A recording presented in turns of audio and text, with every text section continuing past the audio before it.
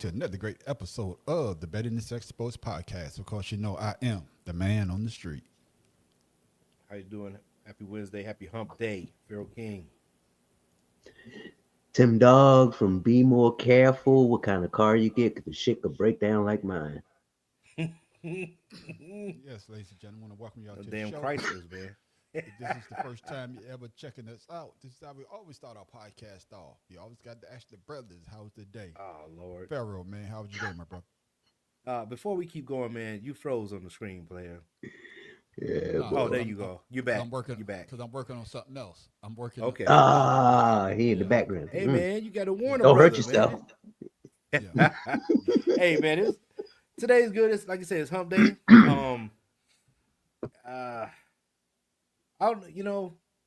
There he is.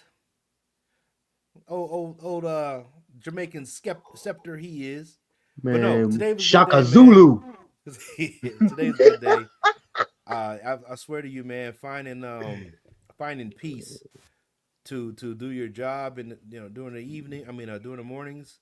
Yeah. I don't understand why negativity has to be attracted to positive vibes, man. It seems I know opposites attract, but damn, man, Yeah. keep your shit to yourself. Yeah, it beats like that sometimes. Yeah, I'm freezing for some reason. I don't know what's going on with my shit, but I guess it's this the day. The day shit goes wrong, it goes wrong. But yeah, I understand what you're saying, Pharaoh, man. It be like Yeah. that sometimes. Sometimes you just got to take a deep breath, walk outside, and walk back in, and give him the goddamn ice cube stare, like motherfucker. Yeah, Shut. I know, but I would say that when you tell people about themselves because you Yeah. tell them you have a mean spirit, it seems Yeah. like they want to have some validation. Now that you told them how you feel about them, now they got to I guess validate themselves so you can accept them. But it's too late. The damage is done. I closed Yeah. that door. You know what I'm saying? Yeah, I understand that totally, man. It's one of them things where you have to just, like I say, just take a deep breath. Yeah. Cuz glad to see you back in the high spirits, man. Cuz fuck you. Y'all motherfuckers on my goddamn neck all goddamn week. But I still love you though. Motherfucker, like he was on the chain gang. Oh, man. Well, That at least he's motherfucker be on all you and not goddamn me week. today. Shit. Yeah. You It's recovered? coming though. Not It's yet. coming though. You recovered It's now? coming. It's coming. But man, Tim Dawg, man, how was your day, my brother? Man, my day started out fantastic. Got up, did my physical therapy. As a matter of fact, my therapist is going to try and do some type of training module for my conditions and how physical and how what you do Goddamn to devil. recover. But man, I was getting in my car to go to the store. And I knew it wasn't the battery because the key fob worked. Uh-huh. The only thing was I'm pushing the start, nothing. Okay, let me get out, close the door, doing all that shit. But thank God for Car Shield. Hey, something wrong with my shit. Y'all need to come pick it up. Yeah. And So they came you to actually pick it up use for you? Car Shield? Hell yeah. Is it worth it? To me, yeah. Think about it. Okay. Once your warranty go up and the premiums never go up, you can choose where you can get a rental car. You can choose the package that you get, and to me, yeah, because everything now is so digitalized, and you're gonna pay an arm and a leg to get it fixed. All right. That's what I'm talking about, Tim Dawg. Give us some information. So you the first person to ever know that actually had it and use it. So I guess maybe I'm gonna have to invest in that my damn self. Shit. My mama used to always say, "It's better to have and not need than to need and not have." And that's the goddamn commercial, Tim Dawg. Come on now. No. That's what they say on the No. goddamn commercial. Hey, you know that No, my mama used to say that though. I mean, everybody mama used to say it, and that ain't the Tropic first time Thunder, I said man. it on the show. Hey, What I'm Tropic saying Thunder. though, it's true. That's the theme song from the Jeffersons. Jefferson, that's exactly what it is. But man, shout out, man. How was your day, my brother? Can't call it, man. I'm just taking it one day at a time. Can't. Lord's blessing the family. Y'all know I was down for the count. Now my whole family down for the count. My daughter got COVID. One daughter got daggone had to take to orthopedics today to get her knee ready for daggone volleyball season this summer, so she can get braces. So 2026 starting off like 2026. You know what I'm saying? Get your Yeah. stuff together. Get your stuff together. It just seems though that man this year, I thought last year was a great year. This year started off rocky as well. I understand what you're saying, man. You say your daughter get the brace, get ready for soccer. Hope your other daughter gets better, man. That COVID is still out there. Hopefully come through with flying colors. Appreciate that. As for me, my brother, my day went well. I can't complain, man. Another day close to retirement. That's all I'm gonna say about that. Shit. Every time I get on here, I say the same shit. But fellas, man, we got a good show, ladies and gentlemen. We got an entertaining show for y'all tonight. And Pharaoh King, the motherfucker been cheesing all goddamn week. He'll be cheesing all the way up to Monday. Or he might be crying after Monday night. But we will see. But now it's down to 2. Miami is the first team to play for a national championship in their home stadium. Canes got to the Natty thanks to 2 upset wins and then the biggest play of Carson Beck's life. With 24 seconds left against Ole Miss, Beck runs it in for the game-winning touchdown. Beck now looking to lead the Canes to their 6th national title and 1st since 2001.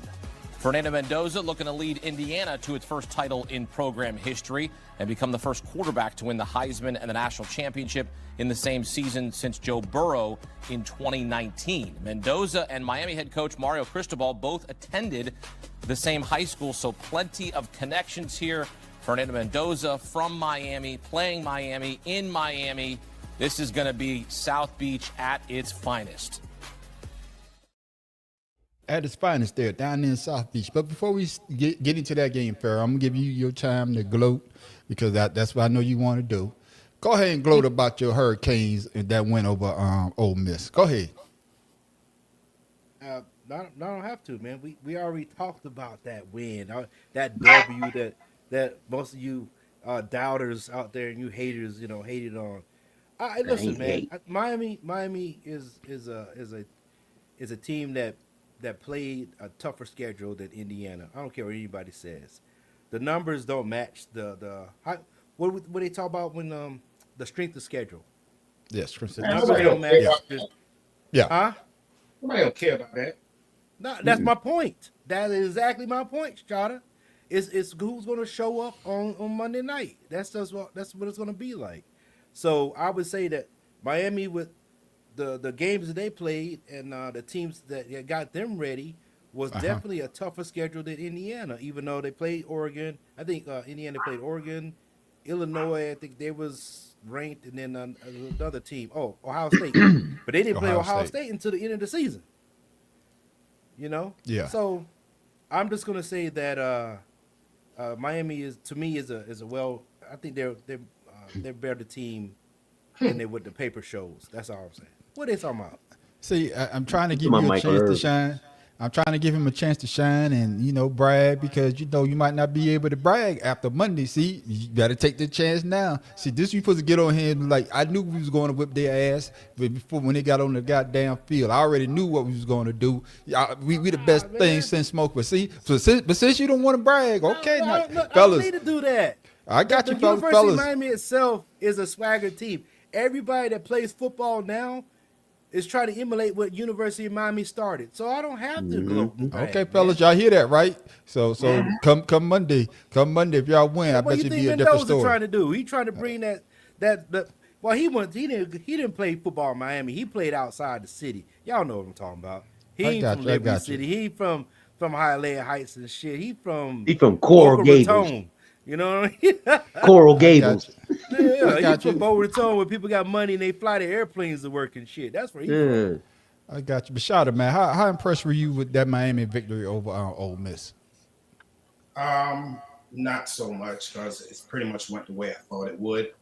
I am a big fan of Trinidad quarterback at Ole Miss, but after watching the first quarter and just seeing how Miami defense was playing, I knew he didn't have an answer. I knew they were going to be trying to push the ball downfield, and I kind of saw it before, as soon as the first quarter started, seeing how they lined up and what they were trying to do, because they tried to go to the outside edge, and that didn't work. You know what I'm saying? Then they tried to click over the middle. That didn't work. What else is left? Let's try and just play your voice. And when you play Miami on their level, you're not going to win. You got to come in with a plan. That's a team that is ready. They're thirsty down in Miami. You know what I'm saying? They have a strong football following. You can't show up there because you had a good year and just say, "Oh, we just go run over these boys." That ain't gonna happen.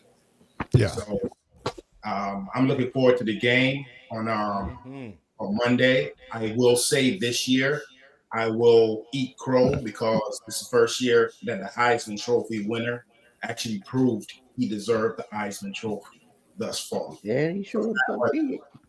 Yeah, he's playing pretty good football there, but Tim Dog, you know.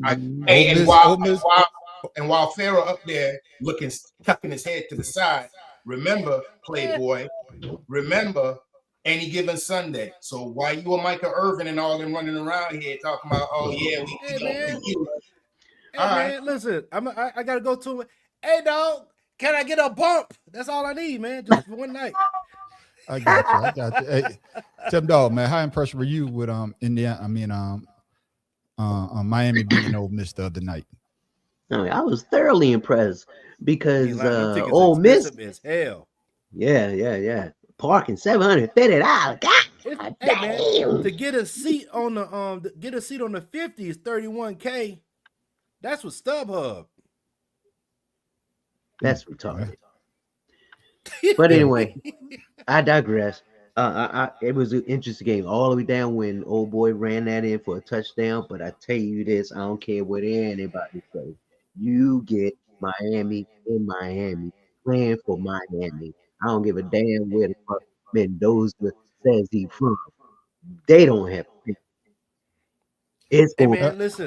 The referees better have some pads on. They might get hit while they on the field. You feel what I'm saying? The referees better take control of it because I'm telling you, Miami gonna come out there with a big ass chip on their shoulder. They number 10 playing number 1. Come on. Like we said, we will see because Indiana showed what they could do the way that they drug Oregon. So how impressed were you, Shada, when Indiana basically skull drug goddamn Oregon? You about to say the F word. You about to say the F F sure was. I damn sure was. I cut myself. I'm gonna say it like this right now. Nothing has changed in my feelings about the Pac-10, Pac-12, any of them teams out there. Oregon, every single time. They're every in year. and running for the national championship. They get mollywopped every single time. Every year. Yeah. I was surprised. I didn't think it was going to be that much of a blowout, but I knew it was going to be. I knew it was going to be a blowout. I didn't know it was going to be that embarrassing though. They call it the Jim Kelly syndrome. Yeah, this rule though. Yeah, it was real one-sided because Oregon's supposed to be that fast-track team there, Pharaoh. No, but it seems though Indiana came to play in Oregon. I guess they were still in Oregon because they never got out of first gear. Your thoughts on how Indiana handled Oregon the other night? Oh, one more thing. Just remember, Oregon hasn't beaten a Big Ten team, an ACC team, or SEC team to do anything in the national championship. They're over. That's sad. Yeah, that's pretty sad. That's Achilles' heel right there. But you got to give it to Indiana though, on Pharaoh. So how impressed were you with those boys?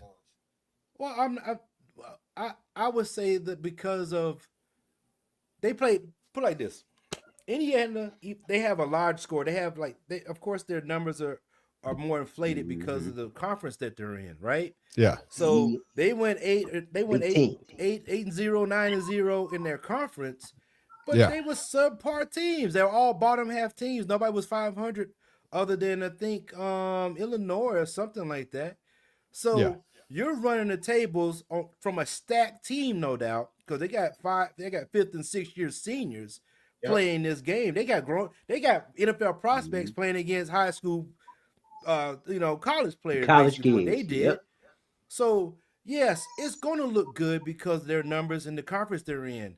But once again, just like Shada said, every time like Oregon or something like that, they play each other, They don't do well with ACC. They don't do well with SEC because Miami is definitely an SEC caliber team at this point because of the schedule that they had. They started off beating number 6 Notre Dame. What's the name? Didn't play a ranked team until the 5th week, and they were number 9, and I think that was Illinois. So I'm gonna tell you now, just like Mike Tyson said, everything looks good, and you got to plan until you get on that field and get punched in the mouth. Facts. I'll take Rodney Harrison's. I'll take Rodney Harrison's quote when he said that. When he played in the Super Bowl. And I don't want to say that Mendoza didn't earn it, but once again, he got inflated numbers, being a 5th-year senior, basically. Yeah, I understand what you're saying, Pharaoh, but you got to admit, Tim Dog, the way that they beat Oregon. Well, we already knew they was going to be Oregon, though, but I didn't expect they beat Oregon already. They was the second team they played. Yeah, I got that, but what I'm saying is, Oregon's supposed to be this pedigree to show people that, hey, we deserve to be here. We deserve to be in the Big 12, not the Big 12, but in the Final 12, and we're supposed to be making that next step to the championship, or better yet, winning the championship. Because every year you hear them talk about Oregon. Oregon is the team that they say, yeah, Oregon got that team that can win a national championship. But just like Shada said, Tim Dog, those jokers, when they got out there, they didn't play like they played like they didn't want to be there. That's what I saw. Your thoughts? Yeah, I mean, yeah, they played like they didn't want to be there because they tried in the beginning, run that high-powered offense, but yeah, Indiana's defense was just as fast as theirs. In their front four, they pushed their front four back into the quarterback, push running back into the backfield. So, I mean, it wasn't an even match. Yeah, it wasn't an even match, man. Just like the score was, and yeah, their defense just dominated. And I'm glad you say that, man, because I tried to watch it, and after the first 2 scores, man, this shit is over. I went to sleep. It wasn't even worth me staying up to watch them get swell, to get dragged like that. So, let's go ahead and move on, man. Let's go ahead and talk about the championship game that's coming up. And I'm coming back to you first on this one, man. Yeah. Will Miami establish their rushing attack to balance their offense, or will Indiana's strong defense shut them down? I'm going to say that Miami is going to stick with the ground game because the offensive coordinator, if you notice, Miami in the last 3 games, their rushing attack is what kept them in the games and kept Carson Beck from making those bad plays or bad throws, especially how he did against SMU. Yeah. You know what I'm saying? So I think changing and keeping that run attack that they did is going to keep the time of possession in their favor, because Indiana does not have the time of possession in their favor. Miami does that, keeps their defense off the field. Then they can go get the ball back and then keep that going, because Miami's offensive line is, I think they outweigh Indiana's defensive line by like 35 pounds. So, you lay on top of them the whole day, the per whole person. game. You know what I'm saying? Yeah, I got you. They're going to get tired. Yeah, it's going to be one of those games that you're talking about, Pharaoh. Do you agree with what Pharaoh just said there, Tim Dog? Or you have a different aspect or different look on how you see this playing out? No, I agree with Pharaoh. And what Miami going to do is, one thing that Miami don't do, they don't rush to the ball. They use pretty much the whole entire clock unless they're behind. And they use that run game as that catalyst to get everything else going. And just like I said, with any other team, you get a good run game going, you know what's coming next. The play action. Boom. So, and Miami was doing it. And I just think that their defense against Indiana's offense, it's going to give a push, because Miami's front four, everyone knows they can get to the quarterback. And Indiana really hasn't played a team with a good defense like this, except for maybe Alabama. But no one is as fast as Miami on the defense. So Indiana's going to have their job in trying to do that. Yeah, and coming to you, I'm Shada. Like I said, so basically they're saying the same thing. Do you agree Miami needs to establish that rushing attack to balance it out? to make sure that they, like Farrell say, keep Indiana offense off the field and keep our Time of defense. possession. Yeah, time of possession and keep our defense fresh because as long as we on the field and our defense, they could be able to get after Mendoza. So, do you agree with what the fellas just said? To a certain degree, yes. But I think the biggest problem Miami is going to have is trying not to be one-sided, as in sticking to the ground game. Because I'm sure Indiana Beck is just like all them other quarterbacks in the NFL. You hit him once or twice, like Matthew Stafford, and he's pick city. So they got to find some way to go ahead and keep his confidence up. I think everybody else on the Miami team is going to do their job and do an outstanding job to show up for this game. But Beck is the only question mark that I have. He has a tendency to go back to his old Georgia ways.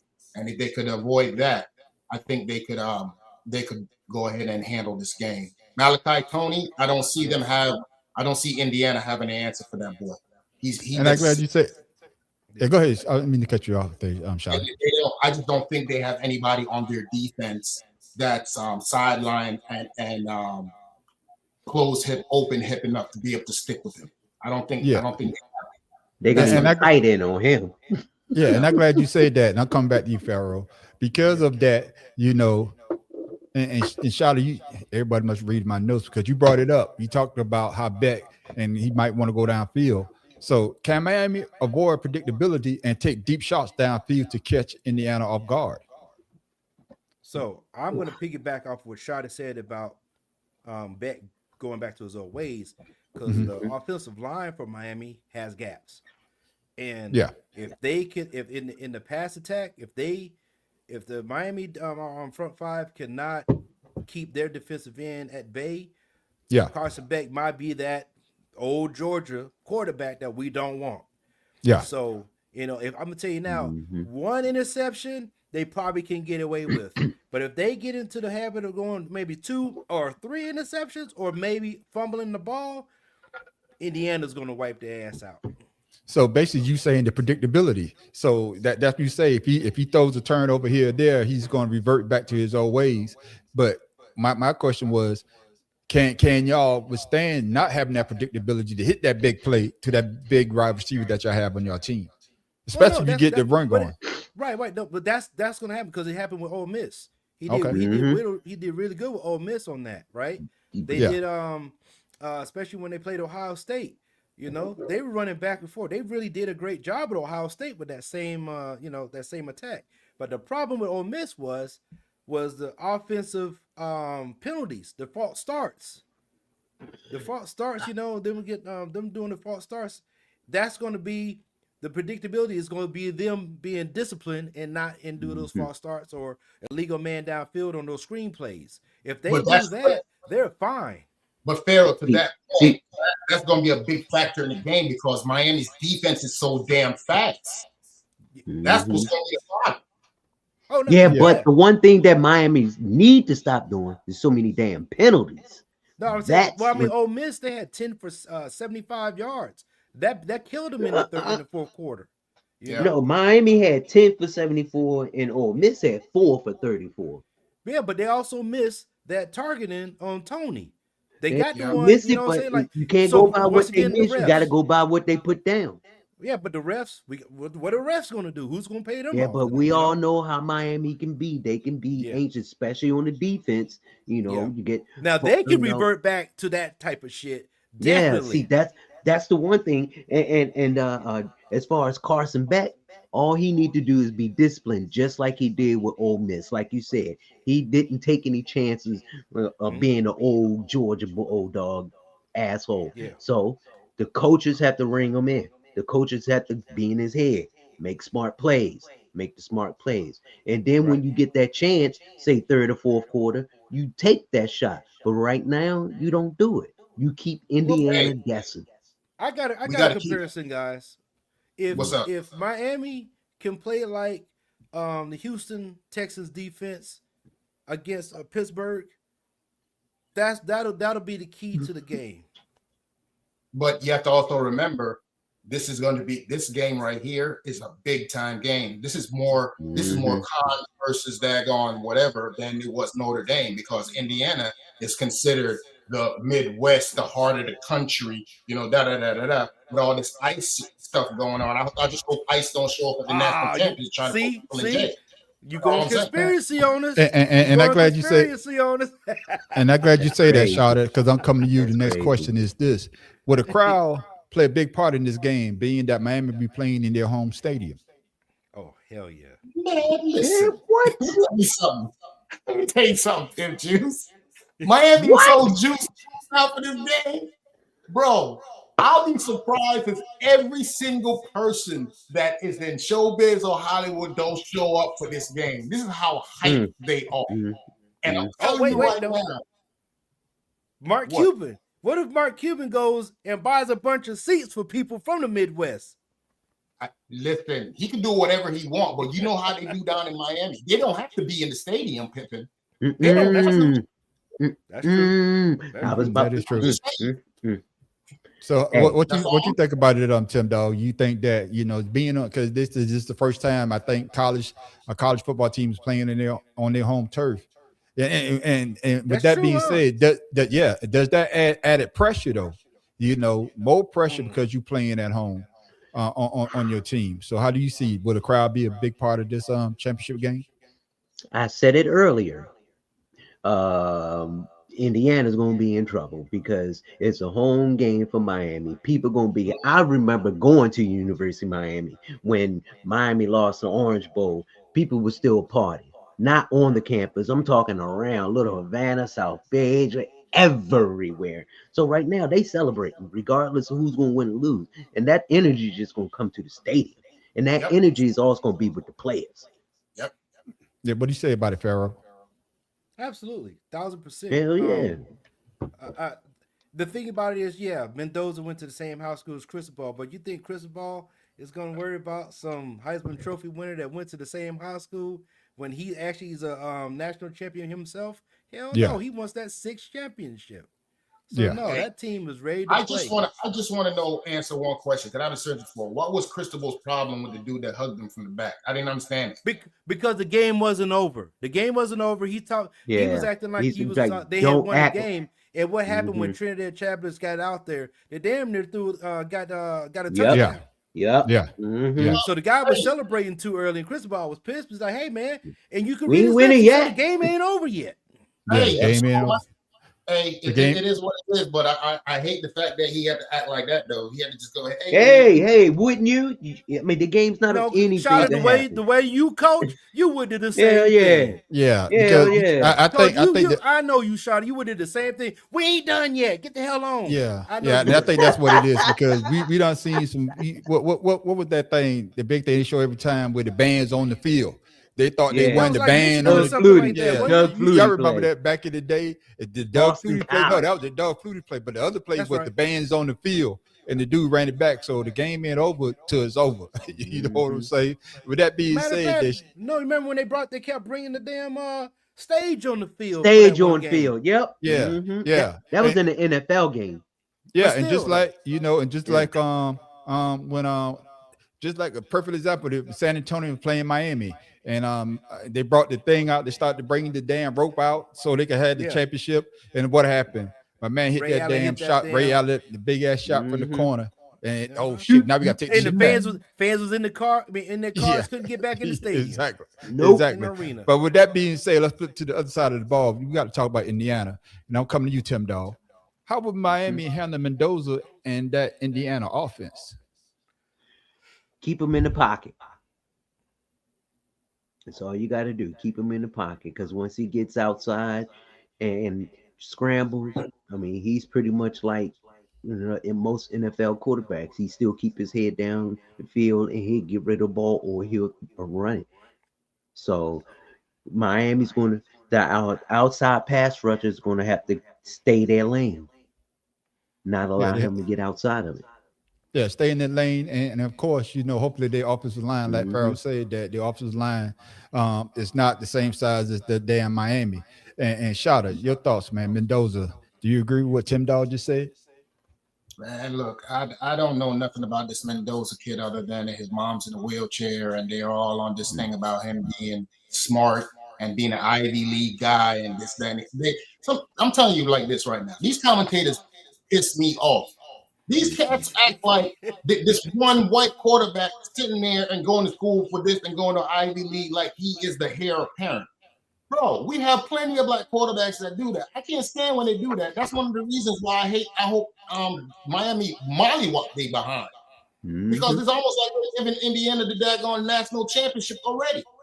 I don't like that. It's like Charlotte, I know you don't like that, but Ward. can you answer my question though? How will Miami handle Mendoza and that Indiana offense? Please answer the question. I chuckled without the left field. I got to bring you back. My bad, man. I'm just saying, bro. I don't. Tell us I how don't you really feel.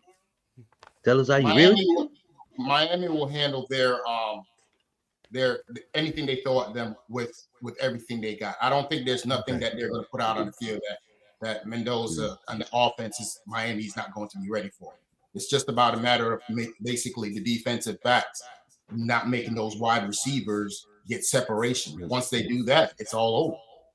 Yeah, he got a nice little deep ball there, Farrell. But just like I say though, how will Miami handle Mendoza in that Indiana offense? Do you see them be like you said? You got to be patient, and I think that's one thing about Miami. They're very patient. They see what you do, then they adjust on the fly, and I think that's what makes them so great. But would they be able to handle Mendoza and be able to switch it up when they need to switch it up? I would say Jason Taylor is going to have Mesidor and Ruben Bain ready for this game. They're going to come out with a different tenacity, and they're going to set the edges, and they're going to push up the middle to try to get him to try to step up, and somebody going to probably smack him a couple times. Stay out my mouth. And so with that being said, I think if they hold on to that plan and they don't get beside themselves and create those defensive penalties, I think they can hold Mendoza to at least 50 yards if he's gonna run. You know what I'm saying? But passing the ball, he's just gonna throw in the coverage. Remember Charles Haley? Y'all remember Charles Haley? Yeah. Right. Charles Haley was one of the best defensive ends, if not the best defensive end, at making sure that his four people up front did a certain job so he could tell the back end where the ball's going to be. If they can do that same type of scheme, Mendoza is going to have a field day throwing into Miami's defense. But here's another thing. They got to catch the goddamn ball because they dropped 4 interceptions against Ole Miss. Yeah. That's why they defensive backs. Yeah, but they need to catch now. Defensive backs catch now. Yeah, and staying with that same vein because you're talking defense. Coming to you, Tim Dahl. With Indiana elite tackling in open space neutralized Miami explosive receiver. Like I can't pronounce his name. What's the first name? I won't say Malachi. I don't think that's Malachi. That's it. That's Malachi. it. No, it's Malachi. Okay, Malachi Tony. Same thing. So because Indiana can tackle in open space, would that be able to hold Malachi down and Carson Beck so he don't revert back to his old ways? I know King Hicks ain't hearing that. Please don't revert back to Georgia. Don't revert back to the Georgia. Go ahead, Tim Dahl. I mean, he's a great route runner, and he's going to be nice in NFL. But the thing that I see with Indiana's defense is going to be key is they're not going to play a lot of man because Miami's receivers are very fast. Yeah. Even the tight ends. So they're going to play zone. And we all know in zone, you can just lay in a spot. And, right. Especially on zone blitzes. Yeah. So it's going to be up to Beck to recognize the defense, zone or man, and then start working on whoever Malachi is on. And not just him, but they got to also stop the back. Now, Indiana's front four, they can get in the backfield. They're good with that. But Miami's front four on the offense, they big boys. They know how to hold their block. They know how to open up lanes. So it's going to be the battle up front. That's going to determine the game. If Miami's defense can get into the backfield of Indiana or Indiana's defense get in the backfield of Miami, that's what's going to be the game deciding for me. Yeah, and I like what Joe said here, because it was my next question, but Joe he put it in Hmm. basically said exactly what I wanted to say in a coming news shot. Mendoza is facing his toughest task of the season. Precious is on to go trying to go undefeated, Ooh, win the let me championship, read and it. doing it and on the road against the Miami. Because I'm reading it like he wrote it, man. It I'm throws me just off. saying though, Yeah, you read like a fifth grader. man, I read just like I read, motherfucker. Mendoza is facing his Yeah, toughest South task of the season. Carolina. Precious on to go undefeated, win a No, championship the and doing pressure. it, He's saying win a pressure championship. is Yeah, on to go undefeated. That's how he said. yeah. Woo! Precious Mendoza on. is facing his toughest task of the Man, shut season. the fuck up, Pressure's man. on If the you want, go if you with want the to handle undefeated. the goddamn I'm show, trying to help. I'm I trying don't to need help, your help. man. Shut your ass Yeah, up. You you just need you some deal with it. help. No, it ain't. No, it ain't because I'm trying to read it how you say it. Better yet, I read my own goddamn questions. There you go. You See, I ain't read gotta my own say questions. shit. See my question. How would Indiana handle the pressure of the home crowd of Miami? See, my shit is simple. And Yeah. then, and then with that being said, Shada, can Indiana handle the Whoa, pressure of going that's a undefeated? petty motherfucker, boy. Yeah, yeah. Shit. Well, I think they can handle the pressure of Uh going huh. undefeated. I just don't think they can under the pressure of that they're going to be under all game. It's a big Mm, difference. Um, I just don't see Indiana has a good defense. Them boys do what they got to do, and yeah. Mhm. but it's going to be defense versus defense. Which defense is going to come out on top? That's all Yeah. it's going. I'm not expecting Carson Beck to have a big game. I'm not expecting Mendoza to have a big game either. I think this game's going to be decided on defense. Yeah, yeah. Yeah. Same question to you, Farrell. Yeah. Can they handle the Defense. pressure of the Miami crowd? Because, like you say, it's a home game for them. Even though Miami somehow, I think he's going to be filled with way more Miami fans than anybody else. Even though the tickets are how much 4,000 a goddamn for the nosebleed, man, get the fuck Man, That's out of they here with correct. that shit. 31,000 on the goddamn on the field, man. Yeah, so You gotta be a lotto winner, huh? yeah, so A can mega can million. can Indiana handle that pressure of playing in Miami home stadium, and also can they handle the pressure trying to go undefeated to win their first national championship? So, with you asking Hmm. that question, and we've already discussed that we kind of don't like these bowl games that have neutral sites because that makes it lopsided to a point, right? So this will be the first playoff game. What you said, and I believe, like I'm trying to find it, Yeah, that is actually played on the home field of one of the teams, and yeah. you know how that is when you got them home people. You don't have to wake up to go on. You can just you wake up, you're getting fresh. You're fresh. You don't have to make no drives anywhere. You're back home. You're chilling. Everybody's around you. Mom, come on home for You know what I'm saying? breakfast. And that just makes for a more comfortable environment for you as a player. The coaches even will feel a little bit more at ease because their players are at ease. And I think that they can go in there with a fresh mind. The traveling team is the one that's going to have a problem, and they're coming in to a hostile environment, literally a hostile environment in college, and you're supposed to be the top team. They got all the pressure in the world on them. You damn right. Yeah, but that being said, though, Tim Dog, yeah, you made a great point there, Farrell. You saying that you're at home, you don't have to drive nowhere. But Tim Dog, can that be you being overconfident though? Yeah, we got this because we got a Yeah. home crowd behind us, and then you got there and lay a goddamn hey, because you knew that hey, we home, the pressure's on them, and you got there and be lackadaisical. I'm Hey, let coming me back to get you, let Farrell. me Let me get get let Tim me let Dog me get quick. that out. Let me Lackadaisical. get that. He has. Let me see what he says. Yeah, go ahead, Tim Dog. Lackadaisical. But yeah, you can get good places, in situations like that. But when you have coaches, good coaches, telling you to focus, telling you to don't listen to the hype, don't listen to what's going on outside of the arena, outside of this house that we have, and you get those players believing in that, yeah, I mean, you can overcome anything. Just like with Indiana, they've come a long way with in the beginning of the season with a lot of adversity with the public opinion. Oh, Indiana's not going. And then when they kept winning, then the conversation got and more people who never really understood football started gravitating towards Indiana because it's a heartwarming story. A school from the Midwest, undefeated, going against the Goliaths of Miami, who've won championships and going through the season with their defense. So this is going to be the culmination of the good old boys from the Midwest to the hard knock boys from Miami. And it's going to be pressure on both teams, but the most pressure is definitely coming from Indiana. You agree, Shada?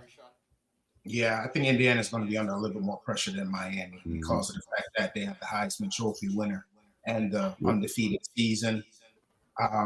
They're also going to be under pressure because all those people up in the Midwest and all those pundits are expecting them to just go ahead and run over Miami, but I just don't think it's going to go that way. Mm-mm. Yeah. And Farrell, you said you had something you want to say. Yeah, so to what Joe and Tin Dog was saying, I would see that happening if they were Indiana 13-0 going into this game, being the home team, taking it for granted.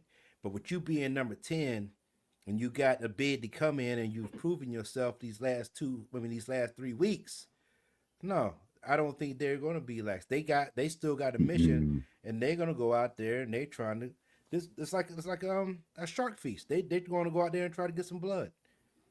Yeah, they got something to prove. Like you say, Miami, Farrell, you say y'all be having a good season, then all of a sudden it seems as though you start tripping over your own feet. And this Yeah. year they seem to not trip over their own feet. They Yeah. find a way Well, no, to they stay. did. They stepped on their own dick and when they went to goddamn Dallas. Uh, yeah, SMU. But what I'm saying is, they've recovered and was able to go out there and show that hey, we are one of the best teams in the nation, and they're Well, I probably mean, going to prove it yeah, on. Yeah, they probably gonna prove it on Monday night.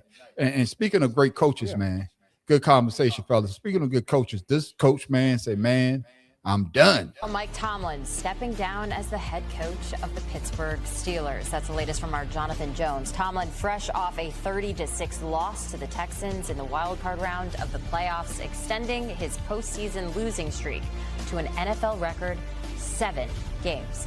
It closes the book on Tomlin's 19 seasons in Pittsburgh, where he steps away as the NFL's longest tenured head coach. He leaves the Steelers with a 193, 114-2 career record, as well as one championship, beating the Cardinals in Super Bowl 43. I didn't even ask y'all because I already know who y'all gonna say gonna win the championship game. So yeah, it's a clean sweep, Miami. Yeah, absolutely. Oh yeah, I'm going with Miami. Uh, huh? Farrell, I'm gonna do you a favor. I'm taking Indiana because every time I pick the team, they lose. So I'm not gonna pick your boys. I'm not gonna bring my jinx your way. I'm not gonna bring my jinx your way. So I'm going with Indiana. Hey Joe, why you change your name to Jody? Yeah, I'll go with Indiana, man. But let's talk about the head coach of the Pittsburgh Steelers. 19 years and he's gone.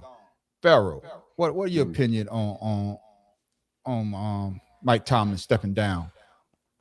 So let me get. I don't know if you guys know this. I got a little history lesson. I mean, a lesson that I ran across, and I read some things about Mike Tomlin yesterday.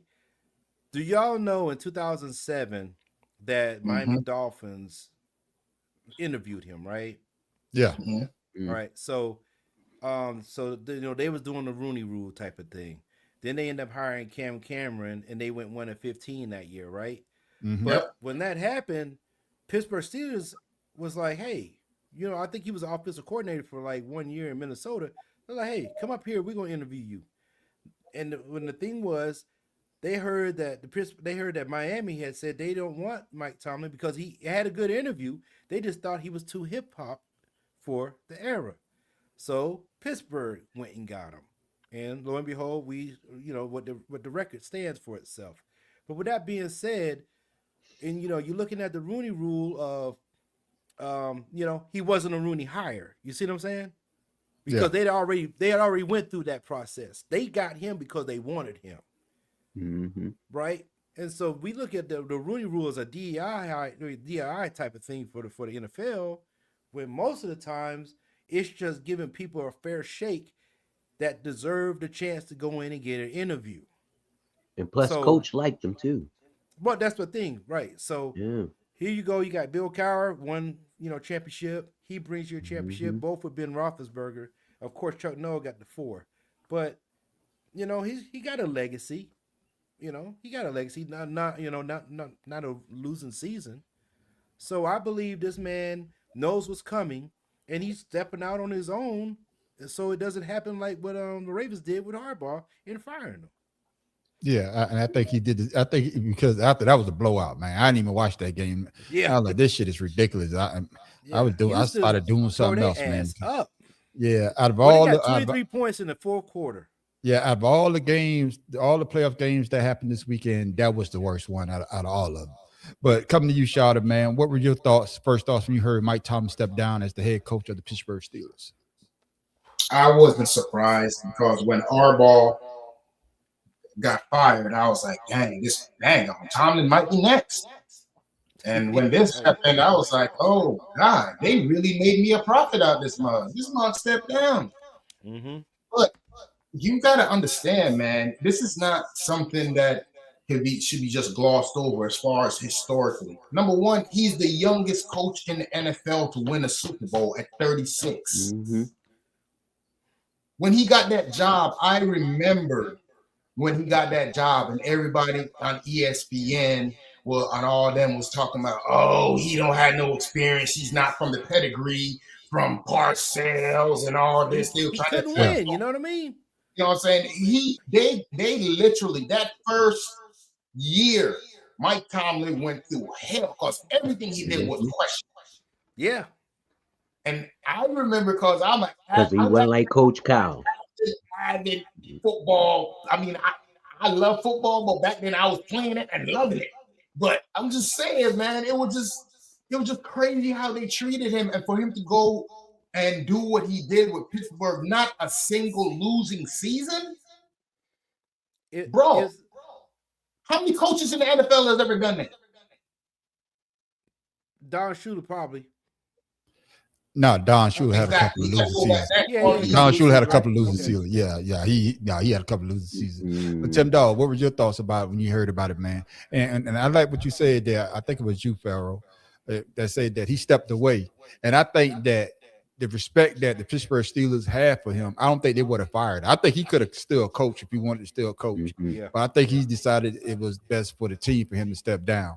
And I think that's the respect that the Pittsburgh Steelers, because they never fired any of their 3 main coaches since they've been in the NFL. No, Bill Cowher stepped down as well. Yes, they just let him step down. Yeah. But, what were your thoughts about when you heard about Mike Tomlin stepping down as the head coach of the Pittsburgh Steelers? Class. Good word. I mean, he did it with class. He knew that they were going to do something if he did nothing.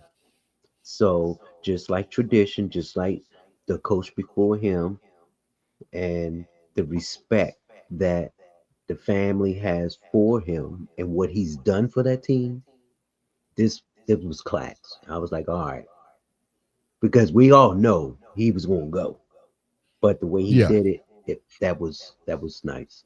Yeah, that was very fitting. I also think, and you know what's else? You know what's else? I can't wait to see, because I know we as fans and fans of our teams, we all say the coach needs to go, the coach needs to go. And now you got rid of, like you say, Farrell, never had a losing season. Always had you in the playoff. He did win the 2 AFC championship, winning 1 Super Bowl. But who's to say that y'all might be in the same boat as the Dallas Cowboys now? Because now y'all might be in that carousel of coaches. You got rid of the guy because you think, oh man, look over there. Oh, the grass is green over there. But as soon as you get over there, it's the same old goddamn dirt that you see all the other teams going through. And now you set yourself up for failure. Farrell, what your thoughts on that? With the fans, it's time for him to go. I got a situation here I'm thinking about. What if Pittsburgh hires Harbaugh and Baltimore hires Tom? Yeah, that'd be that's crazy. what is. You know what I said that I said that. You know, what if that happens, man? You know, that will be ironic, boy. But I think the fans. To answer your question, man, I think the fans are sad right now. They don't know what's going to happen. Nobody called for Mike Tomlin to be to get fired or anything. Nobody Nope. said that he was a bad coach. There That's was a nothing lie. bad said about this man. No, Huh? no, no. That's a The No, it's about the commentators. fans. Oh, You saying the fans? even the I fans. ain't Even read the nothing fans. about that. So Mhm. they've been calling for his firing in Pittsburgh for 2 Yeah. years. Yeah, they was well, calling I for Fire a mean, while. Mike. For a while. Fire Yeah. Mike Tomlin. Fire They've Mike been Tom. calling You for that never for heard 2 that? years. no, I ain't. I'm Yeah. sorry. Yeah. That's what I'm saying. Well, then That's what I'm again, saying. I don't follow that team anyway because I can't stand that stupid ass black and yellow bullshit. So But that's what I'm saying, But Pharaoh. Be yeah, careful what you ask for. Be careful what you ask for, because the fan base, uh, because like they say, he gets into the playoff, but he done lost 7 straight. So you get to the playoff. You as fans, you want your team to progress, but always losing in the well, first round. No, that's a you, bad answer. But now you got that coach that you want to get out of there, like you say, Tim Dog, fire Mike Tomlin. yeah. Now, who's to mhm. say that the next coach you get may not be the coach that's going to get you over the hump? You might Yeah. be back in the rebuilding phase again, where you don't see Definitely. a winning season or even a playoff appearance. So now Man, you got what that's you want. tough. Yeah, you got Mhm. what you want. Mike Tomlin is gone, Tim Dog. Now, what you Yep. going to say when the next coach comes in there and don't achieve the same thing that Mike Tomlin did? Do it, Cam Cameron. Yeah, Tim Dog. My thing is this: you see all these old coaches, coaches that's been coaching all these teams bouncing around. Pete Carroll and now Harbaugh and a couple of other coaches, and you having these young, up and coming offensive and defensive coordinators taking over these teams that been with coaches of those caliber and learning and tweaking the game, just like Shanahan and everyone else. So to me, it's more or less a changing of the guard. And the game has become different now than when they first started coaching. So maybe Harbaugh, maybe Mike Tomlin can get another job, with a team. But right now, the teams are looking at the young and up and coming because the young and up and coming are coming with ideas and they're working. Ooh, Byron Leftwich. And That'd be you great to heard what he replace just it with said Byron there. Leftwich. I'm shot at. You just heard that, right? He said they're looking for new talent to come up. But if you look at the old talent, we had a winning record. We was in the playoffs. Now this new talent might have us in the goddamn draft every year. So be careful what you wish for. If you ask No, me, no, your you're right. thoughts, Shada. You're right. You're right. I'm riding with you, man, on the street, because the bottom line is the Steelers are among the oldest teams in the NFL as a Yeah, roster. When you look at their 53-man roster, they're among the oldest teams in the NFL. So my yeah, whole King of the thing is, Garden. if you're all these coaches just running around now, all these teams, like I always say, the NFL and America is a follow fashion kind of thing. Everybody want to go to these young coaches and want to do this and want to do that. Like you Not said, you all. better be Not careful what all. you look for, because I'm telling you like this right now. Mike Tomlin ran that team the way he needed to. Now you about to bring somebody new in there. The team's got a gel. Aaron Rodgers old tail out the door. You see Cam and all them, they old. Your Yeah. defensive line is freaking chipped up and hurt and old. So Todd whoever's coming in, Munkin. not for whoever you're coming in as a coach, number one, they're going to bring in a whole new system, their own staff, and they're going to have Mhm. to gel. So Yeah. I hope Pittsburgh Yep. ain't thinking that, oh, we're going to get a coach and be competitive. As a matter of fact, that whole AFC North division is in trouble for next year. The only yeah, coach that's still there is freaking Cincinnati. yeah, yeah. Yeah, and like Joe said, Arthur Smith, offensive coordinator, is interviewing back in Tennessee for a head coaching job where he started out as OC. So Steelers going to have a totally new look. They're going to have a totally new look. And like I said before, as a fan, as fans, we always say, hey, we want the new thing. We need a new model, because what we had before, it ain't getting us over the hump. But now you're going to get that new model. And what's going to happen? Shawty, you broke it down very, very, very well. Yeah. Because Aaron Rodgers is gone, so now you need a quarterback, right? Mm-hmm. You let Justin Fields go. He was young, but hey, he didn't fit Right. what y'all needed to have. You let Russell Wilson go. Well, we know Russell was still long in the tooth, but now you don't have anything. You gonna bet on or was it Rudolph? You know what I'm saying? You are bringing back what's my man that was suspended for 2 games. He's coming back because they paid him a lot of money. But your defense, we all knew the Steelers' defense was their backbone. Your defense is old. Your offensive line is old. You know. Yeah, and that's what I'm trying to say. So what are you trying to do? So you're going to be in a rebuilding phase, and all the fans that are used to having a winning season, and not winning Super Bowl, but I could take a winning season over a losing season any damn day. Ask the Dallas Cowboys fans how they feel every year. But can I say something real quick? Hold on. Go No. I just want to say this. This Dallas Cowgirl fan had a nerve to say to me that, Dallas should have took that spot that Carolina did. We got a better record than them. I'm like, Carolina won. I said Carolina won that division. The only thing y'all did was just sitting at home. Why the hell you want to say that? What games does he watch? Yeah, because they're dumb like that. That's what I'm saying. Yeah, they've done it before. The right OC or DC, you ain't get it done. Yeah, speaking like a Steelers fan, because he's a Steelers fan. That's my boy right there. He a big Steelers fan. Yeah, but be careful what you ask for. Y'all might be the new Dallas Cowboys, coach. Be switching coaches every 3-4 years. Still don't have a Super Bowl. Except for what's that one that's married to his daughter? He's commentating now. The coach. I have no idea. For the Cowgirls. Huh? The one. The redhead dude. Oh, you talking about man? That's what I'm saying. What the hell is his name? Mr. 8 and 8. Hey, so come back to you, Shada. Yeah, Mr. Abbott. Let me ask you this, Shada. Should Mike Tomlin take a year off from coaching, or should he jump right back in it if a team come a calling? Your thoughts? I think Mike Tomlin has earned the right to do whatever he wants to do. Because I'm telling you like this right now, the minute he steps out there and says he wants to coach again, there are 31 other teams that's going to be like, what can we do to get him? So if he takes a year off, it probably will be a good thing, because especially with this draft coming out and all this unrest that's going on in the league right now, he might want to see the league stabilize a little bit before he go. Because I'm sure Mike Tomlin, with his winning pedigree, he's not willing to go out there and start off. Jason Garrett. Start off. Man, we never Jason remember Garrett. that. At the bottom with a team like the Browns. He wants to have something where he can build from. Not something he's going to have to put together from strength. I don't think he has the energy to go out there and be all free agency. Let's get this. Let's draft and build and go from there. I don't think so I think a year off for him will be good. His kids are grown out of the house.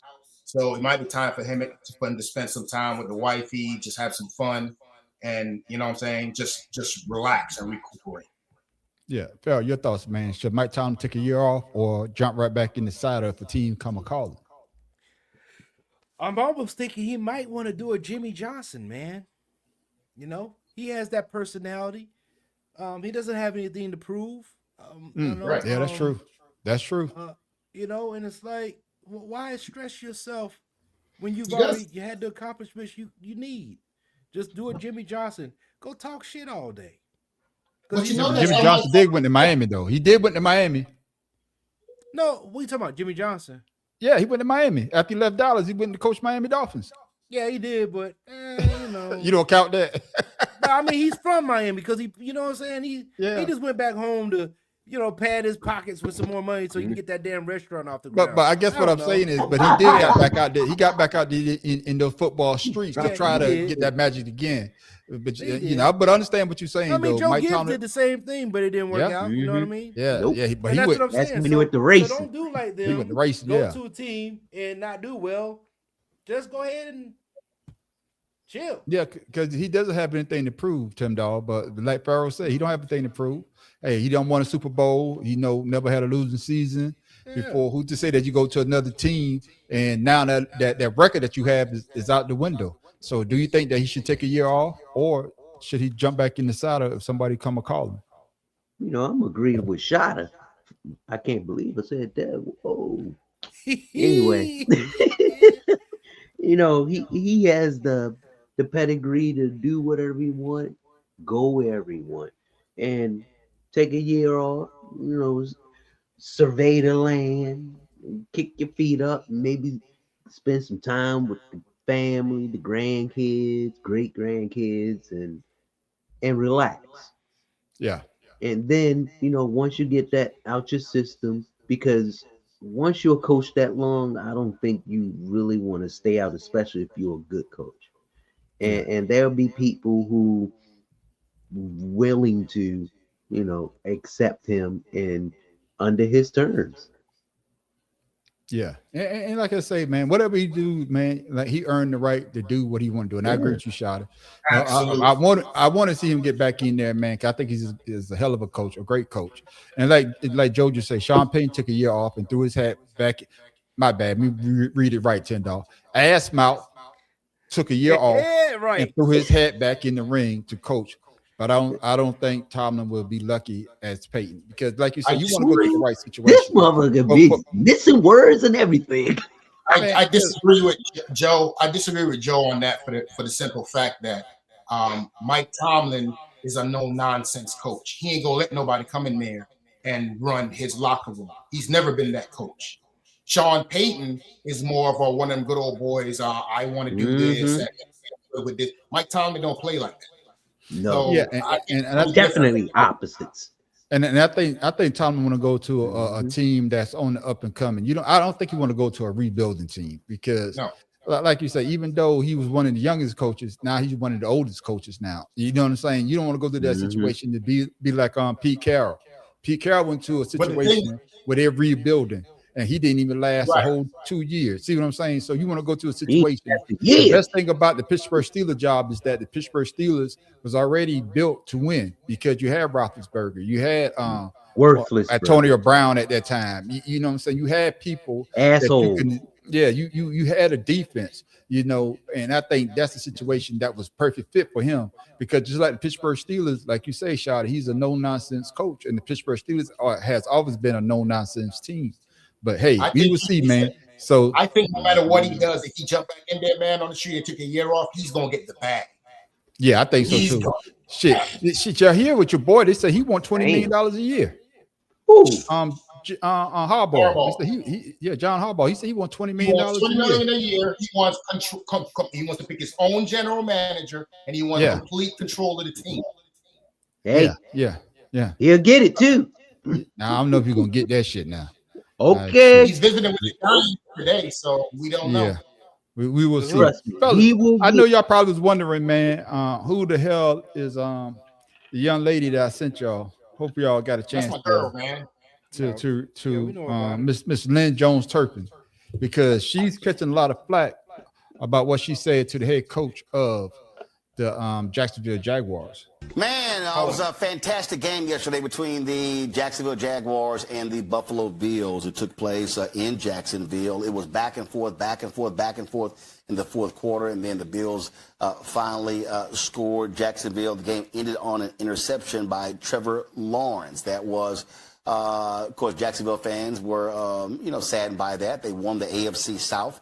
Of course, my Texans came in second, and they were trying to win this playoff game after having a dismal last 3 or 4 years. So at the post-game news conference, Jacksonville Jaguars head coach Liam Cohen was at the podium, and then this exchange happened with Jacksonville Free Press reporter Lynn Jones Turpin. Jones, Jacksonville Free Press News. I just want to tell you congratulations on your success, young man. Thank you. You hold your head up, all right? You guys have had a most magnificent season. Thank you. And you did a great job out there today. Appreciate so you it. just hold your head up, okay? Thank and you, ladies ma'am. and gentlemen, Duval, you the one, all Thank right? you, ma'am. keep it going. We got another season, okay? I appreciate Take it. care and much continued success to you and the entire team. Thank you, ma'am. Well, y'all, that had the sports journalism world in a tizzy. You had lots of reporters who were saying, oh, my God, she's wrong. That was grossly unprofessional. How dare she do that? That's not how reporters are supposed to operate. You're supposed to be there and ask questions and not be a fan. Farrell, do you see anything wrong with what she said? There's no rules on what post reporters are supposed to say or do. Yeah, you're gonna ask questions, but she, from what I was told, well, what she said, she was there but decided to leave, and then she spoke to one of the players, and that player said, "Hey, I want you to go back into the press conference," and she did. And when she went in there, people had already asked the same damn questions. So what was else for her to do was to enlighten this guy's day. You saw his face; it went from where he was taking it hard to thank you. You know, we're humans. You don't have to sit there and badger somebody with some idiotic questions, and you've never been on the field to play the fucking game. Yeah. So with that being said, I applaud that lady because we all knew, because we're black men ourselves, we knew that was a black woman that uplifted. Oh, that man. yeah. And he Yeah. has Oh, he has a newfound respect for reporters based off of her interaction with them, regardless of these Yes, he assholes does. that got something to say Yes. about her. Yeah. So that's my take on it. I thought it Yeah. was real good because I shared it because hell, I started almost getting a tear because I wish somebody said that to me some days afterwards. And you know, I'm glad you said that, Farrell. And it's not like Jacksonville is the goddamn winning one of the It's a winningest small team every franchise. goddamn. Yeah, but what I'm saying is that you Yeah. know it's not like they in the playoff every goddamn year. This is his first year as the head coach. They Tim Dog, and she was just telling him, "Hey, you know, sometimes, yeah, I'm still a reporter, but I'm still going to encourage you to keep doing what you're doing because you brought that winning atmosphere to Jacksonville again. They didn't have that since what, the early 90s when Mark Fred Brunell. Taylor, Mark Brunell Mark Brunell done. and then when Byron Leftwich got there, they did a little something. Yeah, but they never got this because they were 3-13 last year. So Yeah, they were you know what terrible. I'm saying? So yeah, they was terrible. And play half Yeah. their games in England. So shit. Exactly. So, but Tim Dog, do you have a damn? I lost my train of thought. Do you see anything wrong with what she said? The only thing I see wrong is the atmosphere that's going on in this world today. This young lady, after listening she ain't to young. a player, this Tim, young she's old as lady. you. Oh, hey, I'm just saying, this woman. Damn, semantics, motherfuckers. This woman. Semantics. I'm sorry. Go ahead. This woman took the time out to listen and have a different perspective of the team. Yeah. Like Farrell said, she rolled out, but then a player convinced her to go back in, and she listened and wondered why everybody is doing the same thing. It probably wasn't crowded in there. I'm sure it wasn't. No, it's crowded because that's after losing the game. They want to get because I'm needing to cut you off, Tim Dog. It probably was crowded because you know they always want to get that sound about what could you have done better.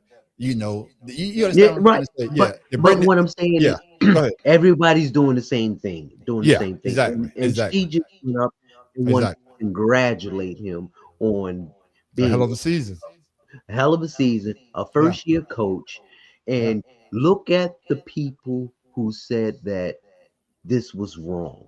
She shouldn't have done it. Now, once you look at the character of the people who said it, I got something for you. Good point. no, Good hold on. Once you look at the character of the people who said it, there's nothing else to be said. Because anyone who sits there and puts down anyone for, being positive to someone, and that's what we don't have in this country, positivity. All we have is all this, negative that, and it starts from the fucking top. You can say whatever the hell you want. That's why I walk around and I'll say good morning. If you don't say good morning back, I say that's okay. Whatever's on your mind, I hope it's taken care of. And most people smile and say thank you. And that's all we need, compassion. There's no compassion in what they said about this woman, but there was compassion in this woman to congratulate this first year head coach on a good season, because not many first year head coaches go to the playoff. Exactly, and I think that's the thing. I'm sorry, I didn't mean to go on, man. No, you always do, but we used to it by now. Man, fuck you. No, but I'm just saying, it's ignorant. We shouldn't be going. You still going, Tim? Yeah. You triggered him. You triggered him. But shout it. Hey man. Oh damn, it ain't come up. did you see anything outrageous in what she said? Because like they say, a lot of people like, well, that's not a sports reporter question. You not being a sports reporter, you being a fan now. What's wrong with being a fan and a sports reporter? And like Tim Dahl said, that was a tough loss, and she was just trying to uplift the spirits. And hey, man, don't hold your head down, keep your head up. And we still got next year, and hopefully we could do better than we did this year. So And I she don't said understand. Duval right too. That's right. So And- I didn't understand why people There you had go. got their panties or their underwear in a bunch, because she showed some compassion to a coach that just lost a very tough game. Your thoughts on Shot? So everyone has covered it, and I pretty much agree with everyone. But what people fail to realize is, do you guys know who the Free Press is in Jacksonville? Do you know what she had to go through to get that thing up and running? She's been doing this for years. She's been 25. putting the news out about the Jacksonville Jaguars for years. You see what I'm saying? She went through hell putting her little daggone little news reporting thing together. You know what I'm saying? So my thing is, when she comes in there and she's going ahead and giving the coaches flowers, like Joe said, what is the problem with that? Because the last time I checked, I watched an interview with Kevin Stefanski that they had on TV today. I'm glad they brought it on YouTube today, where Kevin Stefanski was daggone praised by a reporter because talking about, oh, you came in here and you had all these plans and you inherited this bad team and you've done an excellent job and this, that, and the other. I ain't seen Jamel Hill and them come out and talk about that. Wasn't a reporter question. Mm-hmm. If y'all go back on YouTube, and for everybody that's watching, if you go back and look on YouTube, look up Kevin Stefanski when he freaking daggone when that whole situation happened with Shador Sanders and Dylan Gabriel.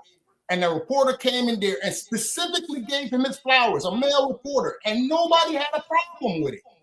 They let it slide. Hey, protection of the complexion, baby. So my thing is, this is terrible, and I was very shocked to see people like Jamel Hill and black journalists jumping on her because she went in there and gave that man his flowers. Like Tim Dog said, they had a great season. What's wrong with telling the coach that you had a great season? We look forward to what you're going to bring to us next season. What's wrong with that? Because this country is a cesspool. When it comes to news, this country's a cesspool. You got a daggone criminal running the country with a bunch of criminal cabinet. You got a dude running around Minnesota giving out false reports about Somalis, but nobody ain't talking about that. I don't see them daggone running around talking about that. She gave this man his flowers and daggone. Thank you. There are more important things in this country we need to worry about than her saying that shit. You giving him all this airtime on TV for daggone doing illegal and wrong shit, and she daggone gave the man the flowers, and that's what you want to lead with? Come on, man, miss me with that. His name, and the president his name flicking is, off people. Mark Long. He was the one that really.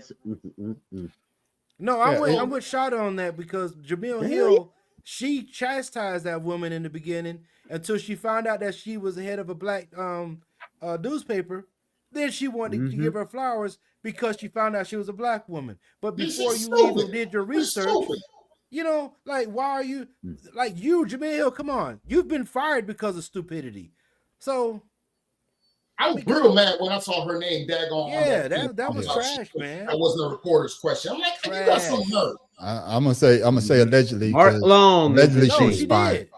No, she wasn't. Well, I don't care. Allegedly. She wasn't Allegedly. fired. Yeah. Allegedly. All right. Lost her position. How about that? No, she wasn't allegedly. fired. No, she's not fired. She stepped down, but allegedly. Farrell, you could be right because we don't know the ins and outs. But like you say, though, but certain people say when they would talk about the situation, man, I thought she said something crazy until I heard the actual take, and I was like, what the hell are people so upset about? I don't get it. Yeah. But like I say, though, to each their own, and that's the situation. But she's making her rounds, and a lot of people are basically giving her flowers, basically saying the same thing that y'all saying. Y'all noticed that like my man Joe just said that the GM of Jacksonville say that Travis Hunter is still going to play both sides of the ball again next year. Good idea, bad idea, Shawty? Bad idea. What about you, Tim? Bad idea. Hey, I'm in the panel. Bad idea. What about you, Pharaoh? Good idea, bad idea? Man, he's paying the money. I really don't care. Well, the reason why I say that because they probably could have used them in that game against Buffalo. You understand what I'm saying? Because that had nothing to do with it. He ended up with an injury, regardless if he was on offense or defense. It doesn't matter. Yeah, it is because I think he got hurt on offense. Him getting injured playing both sides of the ball. The ball is the most increased. That's what I'm trying to say. He's playing the game though. There's people that play one side of the ball and get injured, so it doesn't matter. Still. Yeah, well, but what's his name for the receiver for Devontae Adams? He got injured just playing offense. So, bro, but your chances of getting hurt playing both sides of the ball increases. I don't give a damn. You could get hurt, but the chance of you getting hurt playing both sides of the ball increases. Come on, man. Then don't play football then. Oh, he missed the point. Move on, man. I know the point. But I don't understand why y'all are worried if he played both sides. No, because the point of the matter is, if you play one side of the ball, you get injured. Okay, but you play both sides of the ball, your chances increases. But they probably could have used him against Buffalo to cover one of those wide receivers if he was on the field. You can't be on the field if your ass is hurt, whether you play defense or not. Exactly. Me. What if he was hurt as a defensive player? He still wouldn't have been there. You still increases your chances. I don't understand why. You still increases your chances. That's just like you, Pharaoh. Your chance of getting injured just walking on a football field. Exactly. Just I was going to say, Pharaoh. Just like if you walking, you go walking right now. You may hurt yourself, but you increases your goddamn chance of getting injured if your ass go out there and start running at full top speed. Every time we get in the car to go to work, we increase our chance of getting an accident going to job, right? Okay, then so who cares? Yeah. You could break your neck slipping out of the pool, out of the tub. Get hurt. Pharaoh, the man was asking you a question from a general manager's perspective, which means the business aspect of the game. Yeah. Right, Shada. And so I answered like, he's paying him the money. It doesn't matter what he sells him. If he wants to play both sides, the man's paying him to play both sides. Okay, that's his opinion, man, on the street. Let's move on. Yeah, let's move on. Fellas, man, it's that time. I don't know. My bad shit. Yeah, nah, it's your bad, man. That's your opinion, man. That's your opinion. Don't see. I don't know if it's bad or good. Shit, they paying him. Fuck it. Okay. Personally, the reason why I say it's a bad idea, just for those who's watching that might be confused by Pharaoh, when you draft a player in the NFL, the drills, first of all, you focus during the week on what you need to for Sunday's game. If he's playing both sides of the ball, he has to remember defensive sets and offensive sets, not to mention the assignments, not to mention the wear and tear on his body. The fact of the matter is his probability for injury goes up exponentially. The GM, I'm sure the coach and the GM would love for him to have a Bo Jackson-esque and daggone go out there and play both sides and be dominant. But the fact of the matter is, what am I going to do as a player playing both? What is the best thing I bring to help this team? Playing both sides of the ball or just playing where I'm stronger on offense or defense? Pick one. I'm just saying. But if he wants, like you said, if he wants to play both sides and want to do that, that's his choice. But the question was, from a general manager's perspective, do you think it's a good idea for him to play both sides of the ball? That was the question. I'm just saying. And I said it doesn't matter. So yes, that's fine. I think it's fine. Okay? I think it's fine for him to do what he wants him to do. Yes. That's cool. Yeah. His career might be cut short, but we will see. All right, fellas, man. We are down to the last couple of games or what? Let's pick them.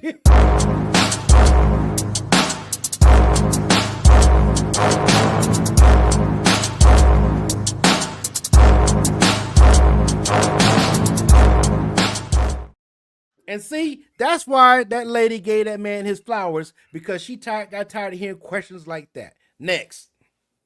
I don't know what the hell you're talking about, but yeah, I don't know. Let's see, I lost y'all. See? Yeah, Tim, you got it though, right? You all in the baseball field trying to kick a field goal. Yeah, Errol, you out there by yourself with this one. But fellas, man, we got some games coming up. First hey, how we do last week? Denver Broncos at home after taking a week off for being numero uno in the AFC. Time to see if that whole defense wins championships things is true. What a season for the Denver Broncos. They are the #1 seed in the AFC. Our job is to win, to win, and to win, and to win. They welcome the Bills. Buffalo takes to the road again. More than happy to keep putting on them walking shoes. Their couple of scoops of Josh Allen with a heavy scoop of good defense works just as good at a campfire barbecue as it does back at home. And the Bills come down to Jacksonville and break a lot of hearts. Josh Allen versus Orange Crush 3.0. Gene Belcher beef squatch material. Coming to you first on this one, man. I'm gonna get you shot.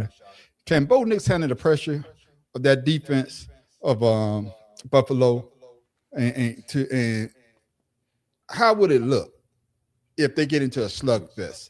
Can they handle that? Can Bo Nix and the Broncos handle a slugfest with Josh Allen and the Buffalo Bills?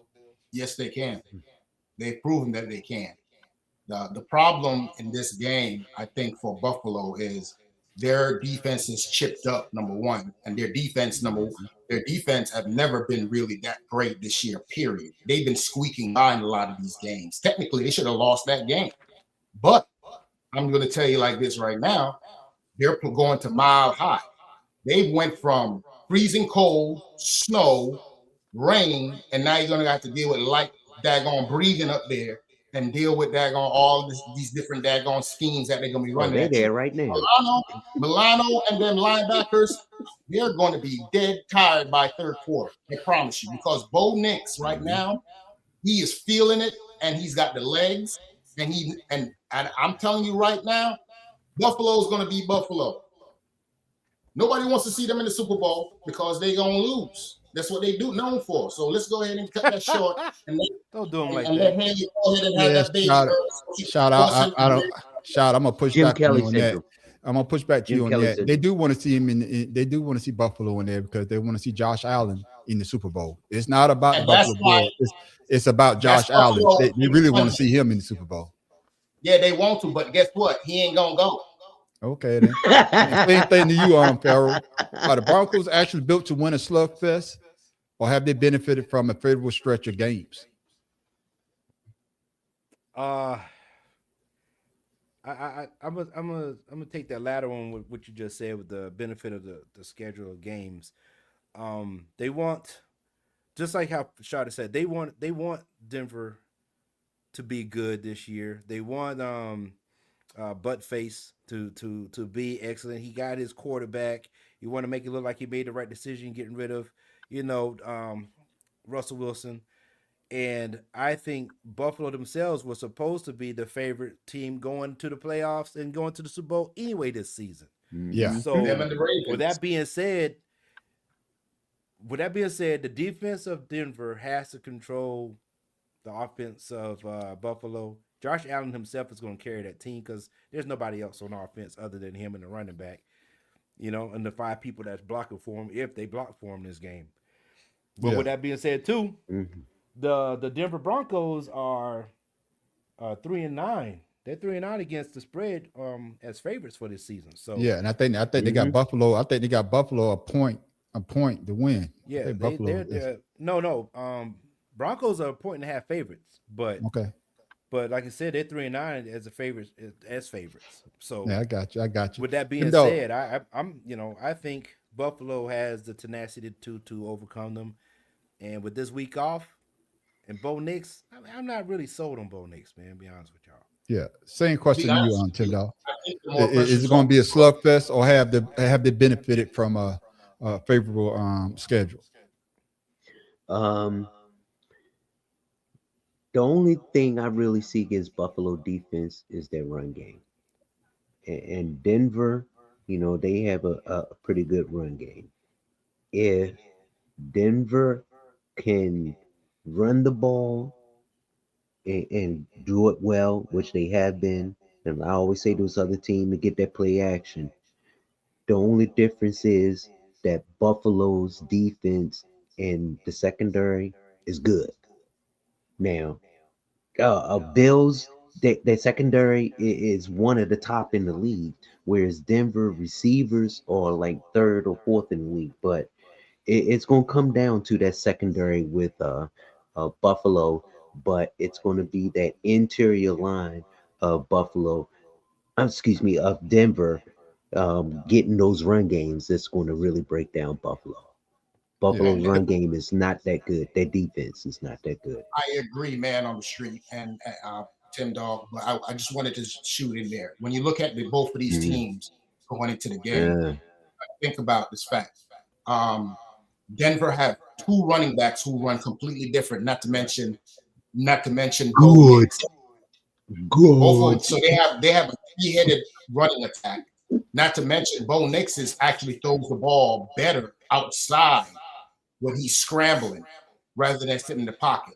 So Buffalo might have a great secondary, as Tim Dog said, but the problem is the secondary is probably going to have to come up and help those linebackers plug them holes, which is going to leave people a lot Yep. of one-on-one down the field.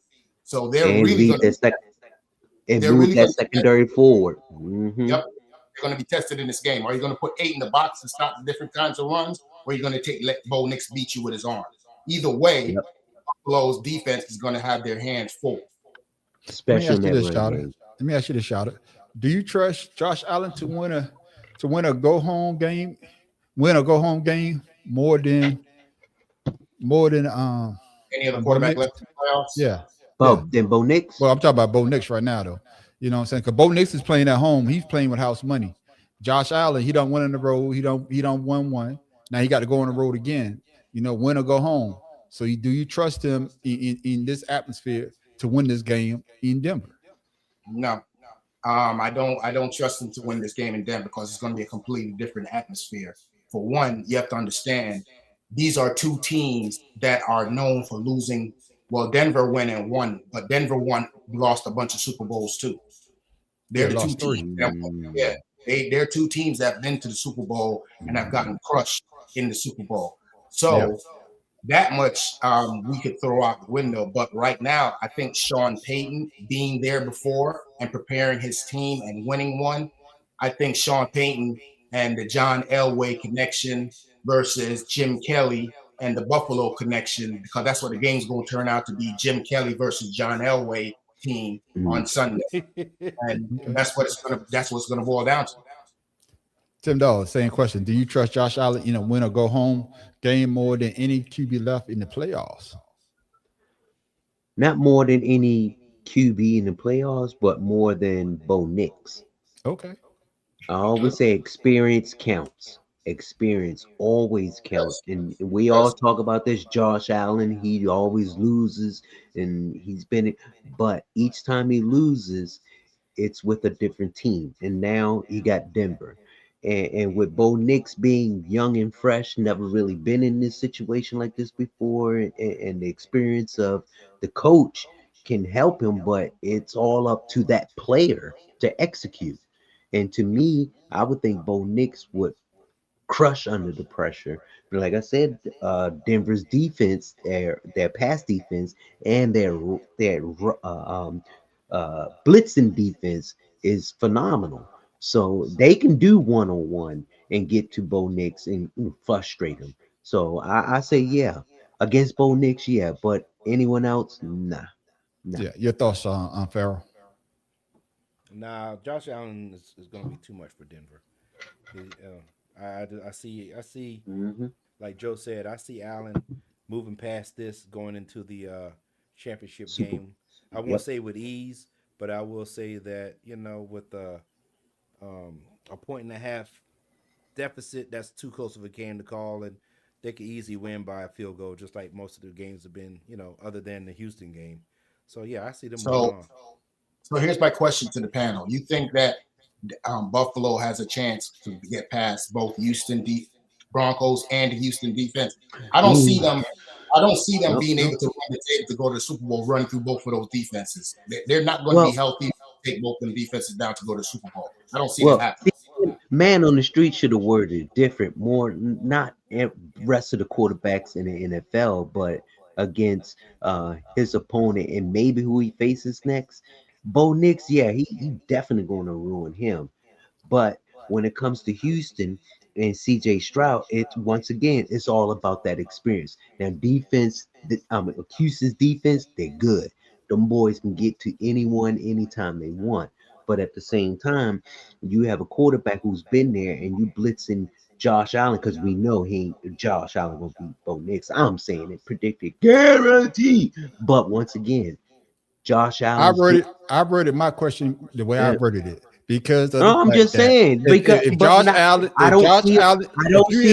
if you're in a win or go home scenario, would you rather have Josh Allen or you rather have any other quarterback that's still in the playoff right now? I mean, if that's the way I worded it, and that's the way I worded it. But no. But also, I'm talking about if win or go home. I don't erase the question now. Win or go home. Who would you trust? Josh Allen? Yeah, you just gave me two choices. Yeah, so yeah. I'm going with Josh Allen. Absolutely.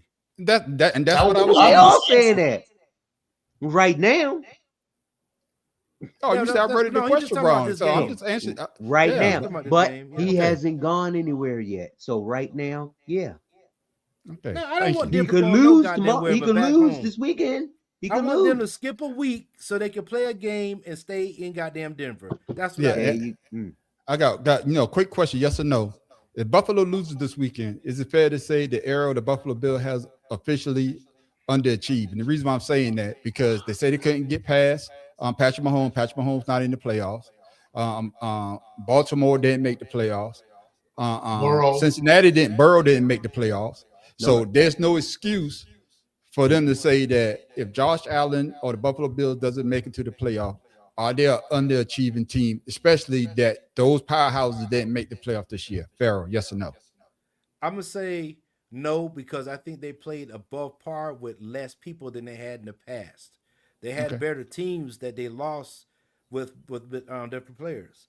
So did they underachieve? No, I think they achieved as much as they could with the staff that they had. But they supposed to have had a better record due to the scheduling to go into the playoffs. So I would say they underachieved in that aspect. All right. I see you shaking your head there, Tim Dog. Tim always shaking his head because he know everything that nobody does. Man, right, fuck you and your no net. Shit. You got to say, Tim Dog. Yes or no?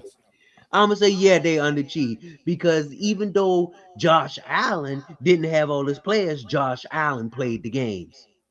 Nothing said. What about you, Shada? What about you, Shada?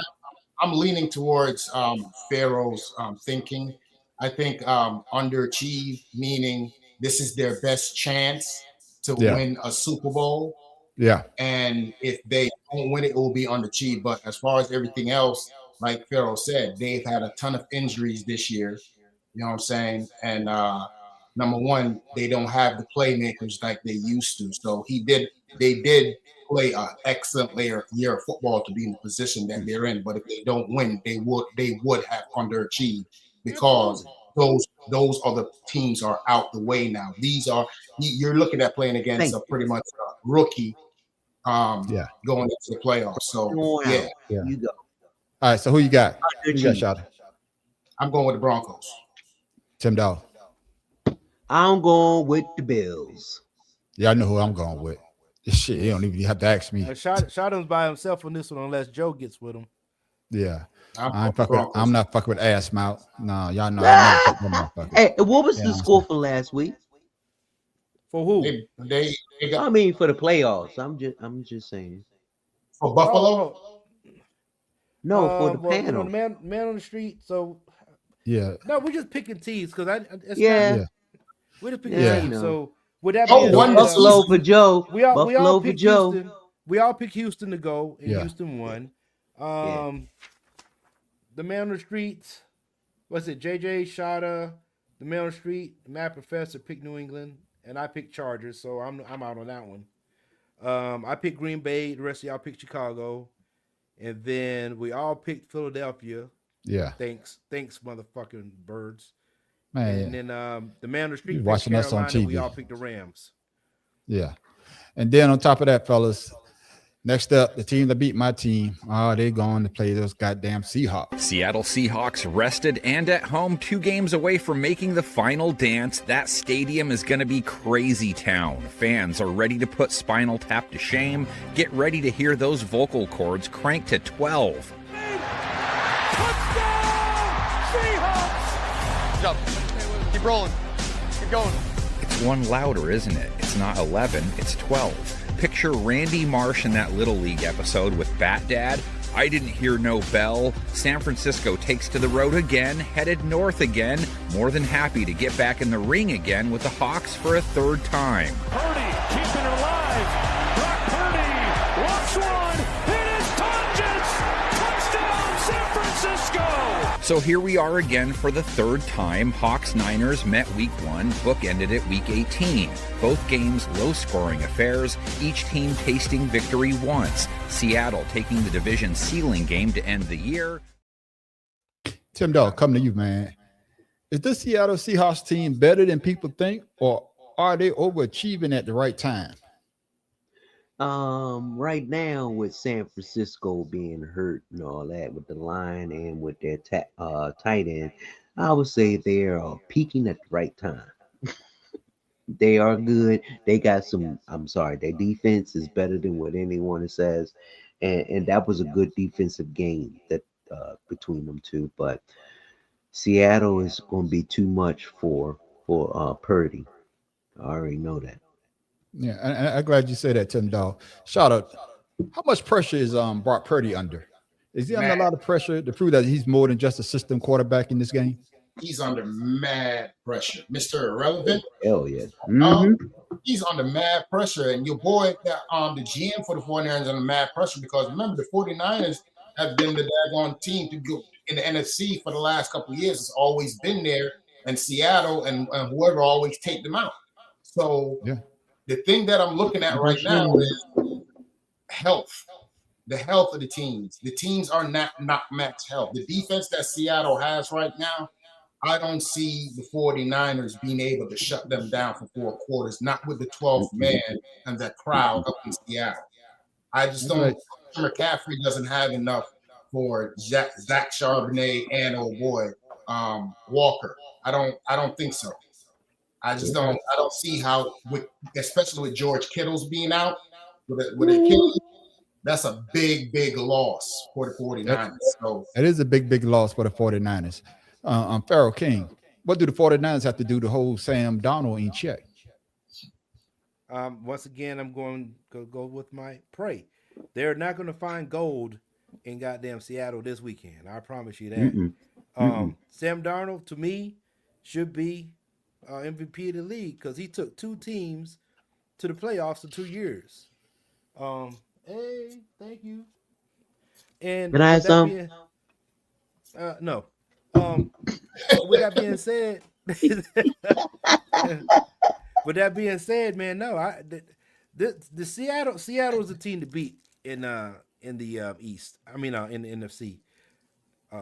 They're just too strong right now, and I think Sam Darnold is hungry. He's proven himself to be a good quarterback. He's more than a system quarterback. He's playing well for 2 seasons after he left the Jets. The Jets stifled him. Just imagine if he went to one of these other teams before the Jets. We wouldn't even be talking about this shit right now. So true. I won't say that they're peaking at the right time. They peaked. They just, after week 1, they figured out we can't let San Francisco win no more. And I think they covered that. So you taking Seattle? Absolutely. They're what about you, Shada? Favorites. Yeah, the C you already said it. The C Pigeons got the upper hand this week. They flying real high.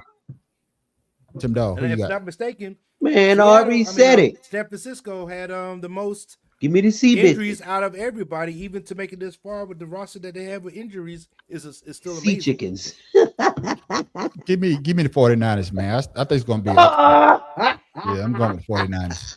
Because I'm gonna tell you like this right now. I would love for the 49ers to win because they've been so close so many times. It ain't happening. But it's not gonna happen. I don't see it happening on paper. Well, I'm sorry. Hard head makes I'm sorry, but behind. I cannot support one of the players on San Francisco. We're gonna move forward. But one of the reasons because he's not playing, he already hurt. That's why I'm going with the team. Yeah. He's Well, it not. doesn't- He's But he still physically- gets a ring He's if they still, win. yeah, So hey, no. yep. yeah. Fuck him mm. then. Yeah. Nah, I'm still gonna They haven't said nothing to warn. No, no. It's heavy. If they do win, I'm gonna be like, Man on the Street is a supporter. No, because that's my mother's old team. She loved the 49ers. So I'm gonna go with my mom's team, which is the 49ers. So that's the reason I'm picking 49ers. That's respect. Next up, fellas. Oh man, this guy's starting to show out. He's showing that they're one of the better teams, especially the goddamn defense. What's the saying? Houston, we have a problem? Yeah, we have a problem. We have a problem with your offense. Here's an interception for good measure, and it's a touchdown, Texans. Texans, the hottest team in the NFL, 10 straight wins. Don't even care if they're rude to the elderly. They take their defensive attitudes to New England next, a place used to playing football this time of the year. And just like in the past, this Patriots bunch isn't a one-trick pony. 4th down, Herbert hit to end it. They are moving on. Oh, King, man. Has CJ Stroud already proven he's the future, or does he still need a signature playoff moment? I'm not talking about that demolished that defense had on Pittsburgh. We're talking about one of those slugfest games. Your thoughts? Not yet. I would say listen, 3 years in a row. You know I'm a big CJ Stroud fan. 3 years in a row he's made it to the playoffs. They got to make it past this round. They make it past this round, we can probably have that question. But they got to get past this round. Now, he got to stop throwing to the other team too, because that's you know what I mean? He has to do that. But, I mean, other than that, he's a very dynamic quarterback because, you know, I like him up there with Love, and I like him there with my man Jaden Daniels. Those California dudes is doing their thing in the NFL. DeMeco Ryans is a great coach to keep them grounded. Focus. All right? Right. They keep them grounded. And like I said, with that being said, this will be a significant playoff moment getting past New England. Because we know we don't like variable, whatever. Yeah, I think this is a year of conspiracies because there's no way that Drake May should be this good with a coach that had some trouble in the past trying to relive some moments. I really think something's going on there. But I think Houston, if they can control Drake May, they really don't have anything else because their defense is definitely not as good as the Houston's. So yeah, and I'm glad you say that. $10. Are the Texans playing with house money, or is this a real chance for them to shock the league? No, it's a real chance for them to shock the league. And you look at CJ Stroud; they started out at the bottom. Now they're here, and they figured some things out. The coach got them together. They had some injuries, and everybody's back healthy. But the one thing that's been consistent is the defense, even when people were getting hurt. So I really feel for Drake May because he's going to be pressured. He's going to be put in situations where, you know, he haven't met a defense like this. I mean, other than Pittsburgh, but then that defense is nothing. Oh, Baltimore. But yeah, the Baltimore lost. But anyway, I got my money on Houston only because defense wins football games. And shout it, man. You know, you say you used to root for the Patriots, I think. You say that at one point in time, or you used to live there. What version of the Patriots needs to show up for them to win? Defensive grind or offense efficiency? Efficiency. They need Richard Seymour. They need all them cats back because that defense, I'm telling you right now, that defense right there, Drake May ain't never seen nothing like that defense this year. And I'm telling you like this right now, this is going to be a great game. When I say great game, might be set up to be one of the best games of the season. For the mere fact that DeMeco Ryans is that on defensive-minded coach, and he has the pulse of that team. Vrabel, on the other hand, like I said, I disagree with Pharaoh's last point about Vrabel. It's not about Vrabel as much as it was about their offensive coordinator who's been there as long as Belichick. He went to head coach for 1 year and went right back. So he has that offense operating just like it's always operated. But the problem is, can that offense operate with Will Allen and all them damn defensive players? I'm Willie Anderson and all them daggone defensive players just going to be harassing Drake May.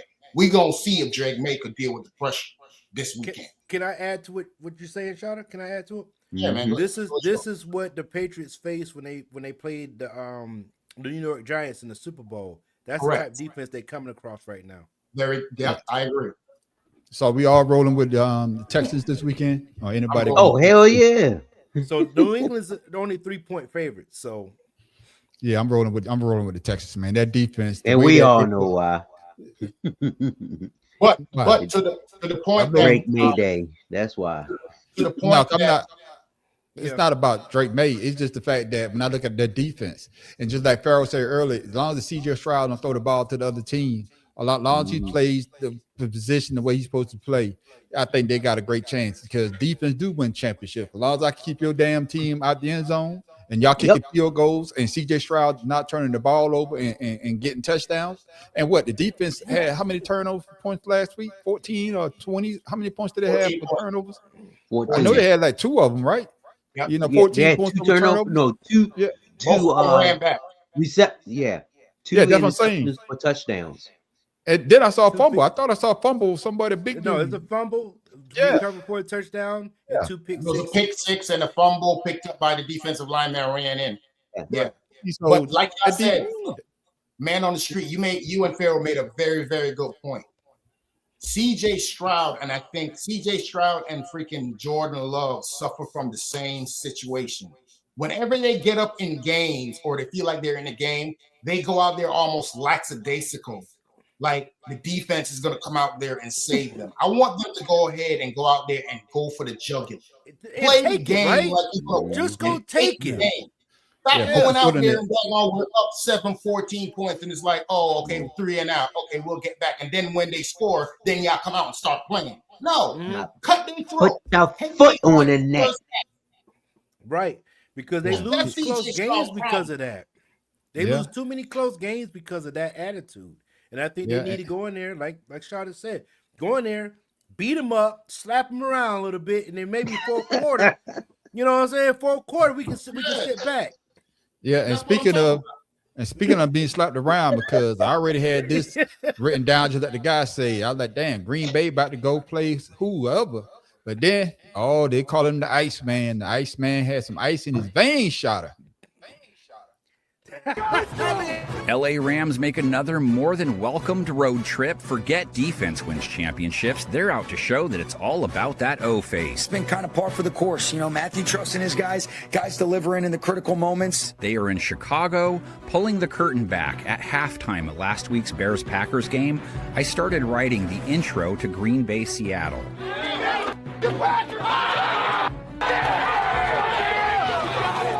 He's like, you too, GPG. Fair, that's fair. I had something written about Wisconsin listening to a lot of Beatles music after the game. All you need is love. One last gasp. Moving guys around. Fires to the end zone, and it is broken up.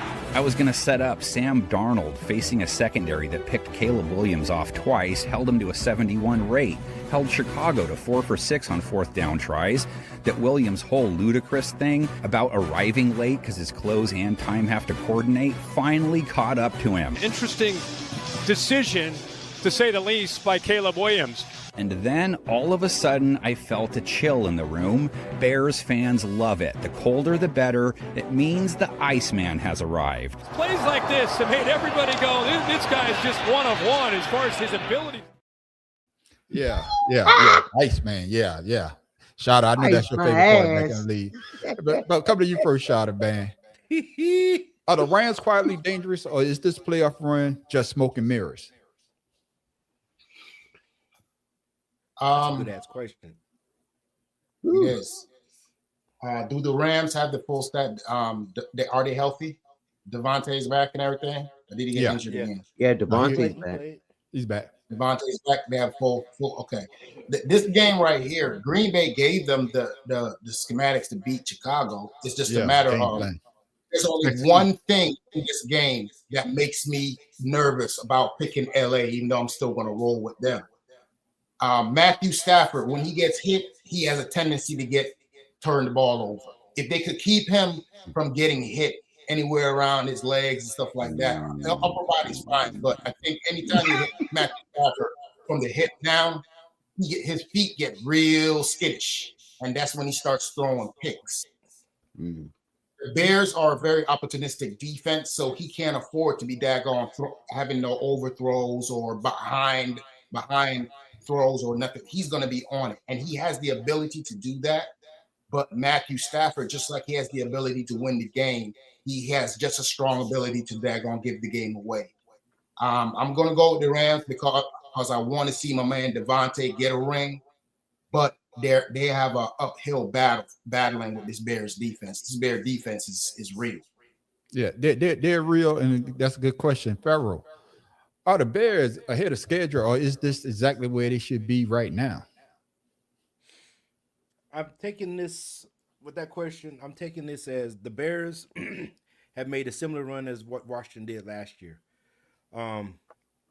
Good analogy. You know what I'm saying? Because they were close last season, so I think they needed something to change. So they have that going on, because they can't have Caleb Williams coming out same as Jay Daniels and him be a bum. You know what I mean? Right. With that being said, too, the Rams have 2 players that played in the stadium in cold weather, so I'm not worried about the Rams. Matthew Stafford being with Detroit, Devontae with Green Bay, they're familiar with this type of weather. So I'm not going to say weather is going to be too much of a factor if it's going to be a cold game, because I think the winter is supposed to be coming through next week. So I mean this weekend, they're coming through the cold weather. You know what I'm saying? Mm-hmm. So I'm thinking, I think this is as far as Chicago is going to go. I think this is it. I think the Rams are 3.5 points favorites. I think they can pull it out as long as Matthew Stafford, like you said, Shada, don't go in there and start getting happy feet and throw it to the other fucking team. That's the only way they go. And I'm glad you say that, Pharaoh, because it leads right to my next question, Tim Dawg. How much faith do you have in Matthew Stafford in a high-pressure road playoff game?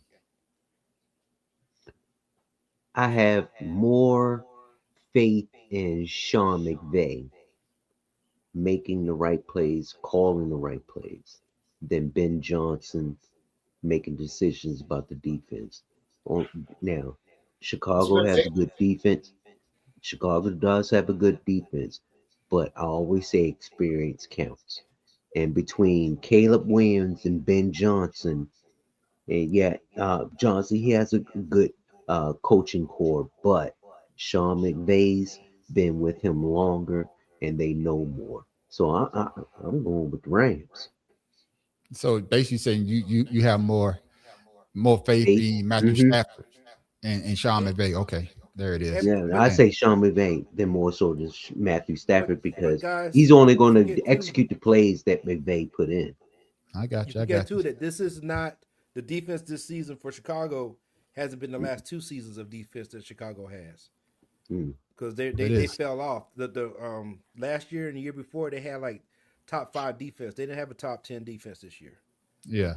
So who you got, Pharaoh? Who you taking? Oh, I'm going with the Rams. I'm going with the 2 veterans going into a hostile environment, and taking care of business with Sean McVay at the helm. And Shada, you said you got the Rams? Yes. He ain't going for fingernails. And Tim, you taking the Rams as well. Taking the Rams as well, Tim Dawg. Matthew Stafford. Oh yeah, Matthew. He's been in there. Now he's with a team that's successful, and he got a good coach. I think this is his year. He could win MVP. Yeah. Only reason I'm taking the Rams is because my man Mitt, motherfucker's on my goddamn net. Motherfucker send me all type of memes because my Eagles lost. I told him damn energy when the goddamn Bears lose. So that's the only reason why. See that talk shit? No, yeah, because I went through the same pain that I felt. See, Eagle cheesesteaks? Yeah, that's the only reason why I'm taking a goddamn Rams, because motherfuckers be talking shit, big shit about my goddamn Eagles. So yeah, I wanted to feel the same pain that I felt. Okay, Joe, what you got, Joe? What you got? Yeah, what you got, Joe? What you got, Joe? Oh, we all know what Joe got. He taking the Bears. And with that, my brothers, man, good conversation. Man, shout out. What you got for us this week?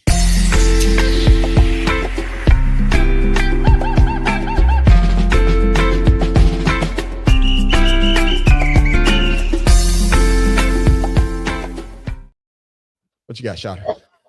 So in this day in history. And before I even go forward, panel, I don't know if y'all have watched that show on Prime where Kevin Hart and Keenan have their little sports thing on Prime. Yeah. They done stole our thing, talk about this year in history and sports. I saw that. We started this first and they stole it. We need to go ahead and put out a lawsuit on it. So, Hey, let's do it. Let's do it. So today in sports, NFL Pro Bowl 1962 was the 12th NFL Pro Bowl, LA Memorial Coliseum. What's popular about LA Memorial Coliseum? That's where the Olympics was held in the early 80s. Western Conference beats Eastern Conference 31-30. The MVPs of this Pro Bowl. Now, they didn't say MVP. They have multiple. Jim Brown from the Cleveland Browns, Henry Jordan from the Green Bay Packers, and you had honorable mentions. I didn't know that they did that during Pro Bowl, but that's back in the civil rights days. And Jim Brown, of course, was a big civil rights activist. But yes, 1962, Jim Brown played in Pro 31-30, MVP Jim Brown and Henry Jordan. I don't even know who Henry Jordan is. Yeah. Michael Jordan's uncle. Yeah, probably is. Thank you for that day. Thank you for that shout out for today in sports history.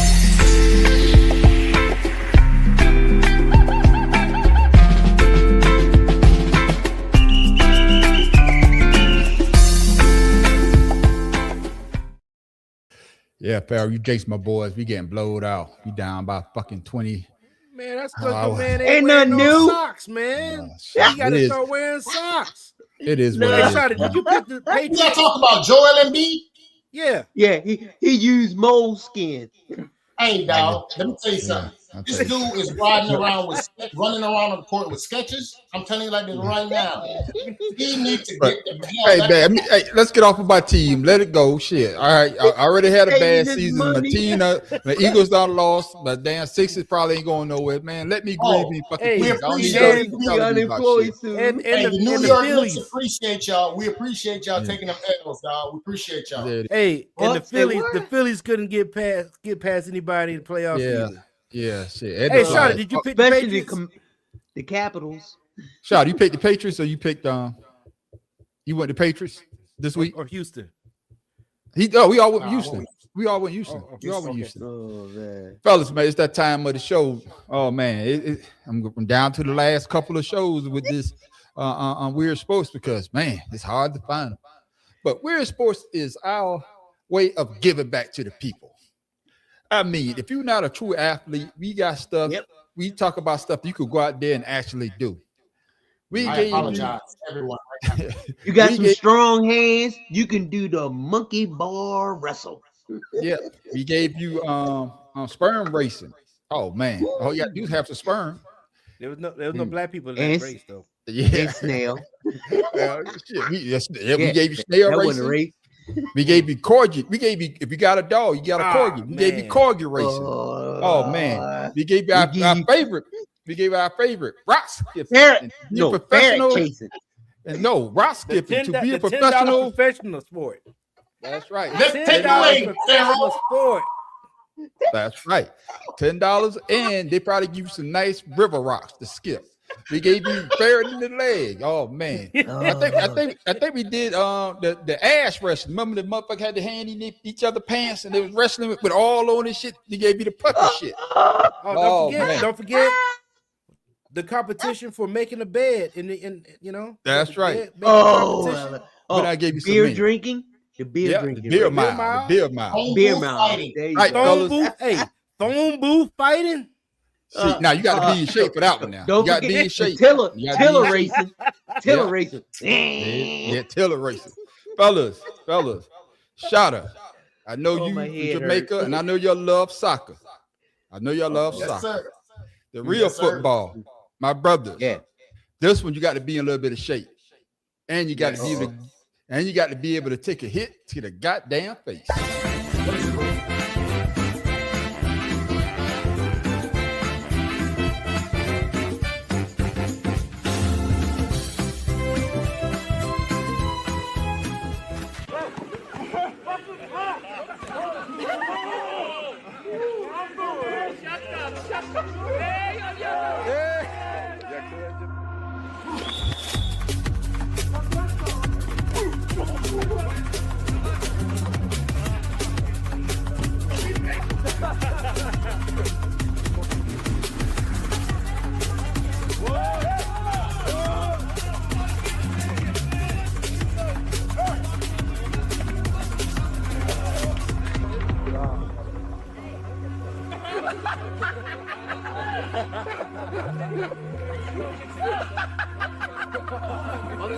dwa jechać. Jak to piłką! Jak piłką! Pasa.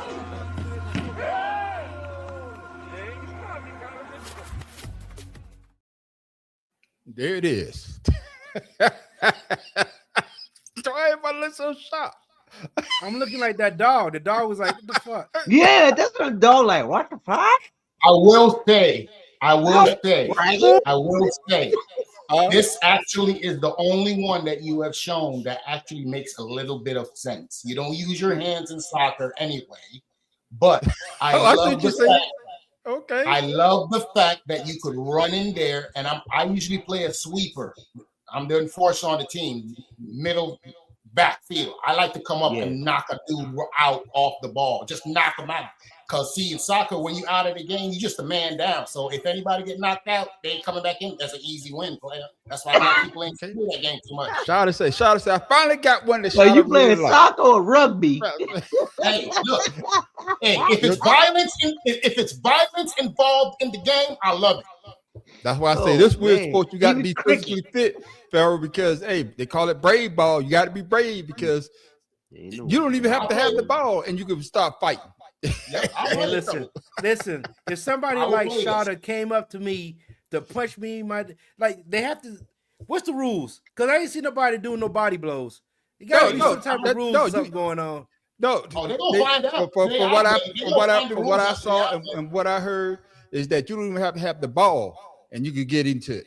Yeah, that's what I'm saying. Like you gonna. Yeah. So I'm running to go get the ball. This joke gonna come out the blue and start punching on me. That's right. And they were laughing and shit. You ain't laughing after I hit you, man. Hey, look, I'm just letting you know like this. I don't like the way you took that ball the last time. Joe say this is hockey with no stick.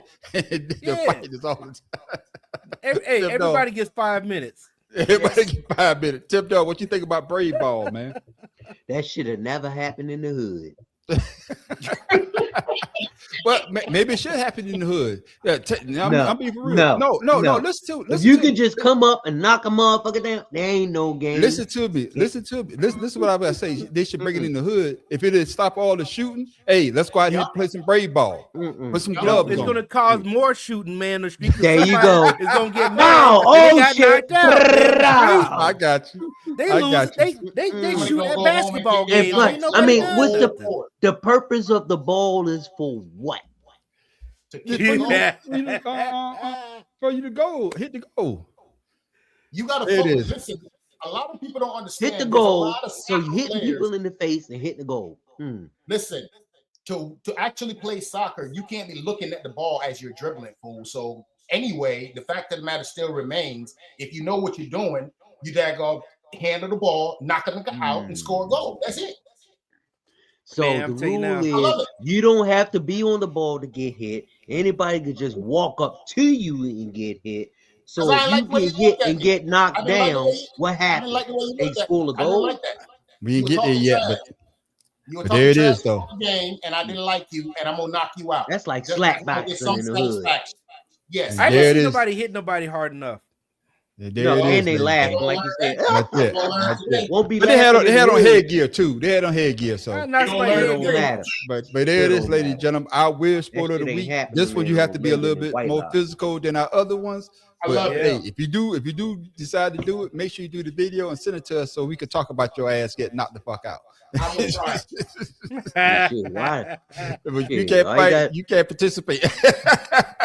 That's what I'm talking about. Go out there and catch your wife cheating. There it is, ladies and gentlemen. Our weird sport of the week. Now it's time for our main man, Pharaoh King trivia question.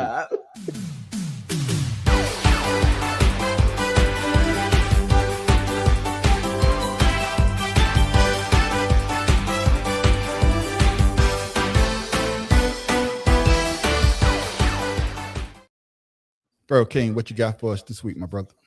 All right, guys. Houston putting the Steelers out in a one and done type of playoff run here. Here's y'all's questions for today. The Steelers tie which team for the most one and done playoff appearances? Ooh.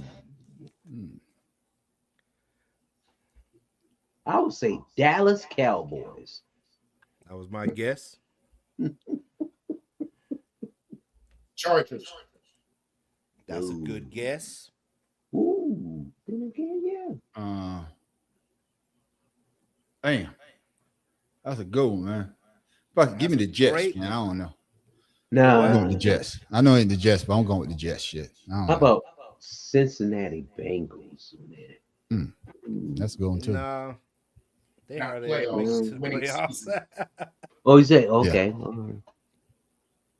Yeah. Come on, JJ. What you got? You said the Giants. The Giants. Nah. Giants? Nah. Yeah, the Giants is nah. a good guess, but All right. What's the answer there, Farrell? The Chiefs.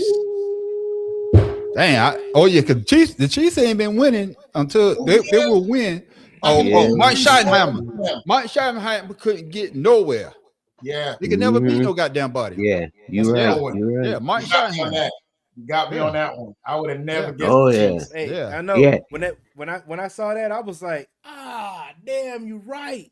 There it is. Who was number two? Chiefs. Number two was the I think the Cowboys, and then it was four tied for number three. There it is. Hey, I won because I was number two. Number two, one of your things. Hey man, There it is, so Pharaoh. you know what? I got a fun fact. Even though I did that, I got a little fun fact, man. Check this shit out, man.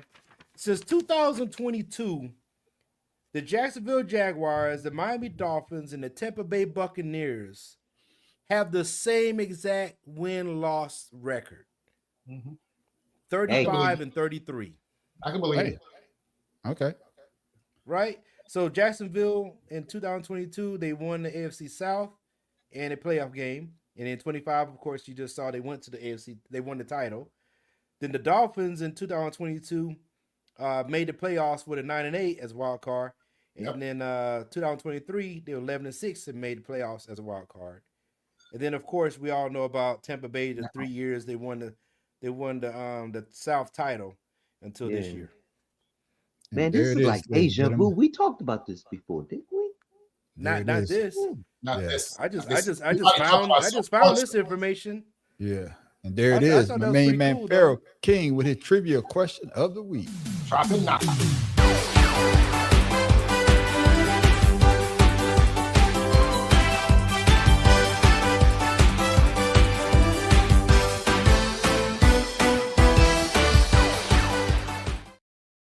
Tim Doe, what you got for the people before we go, my brother? And make sure you shout out your social media as well so that people can follow you.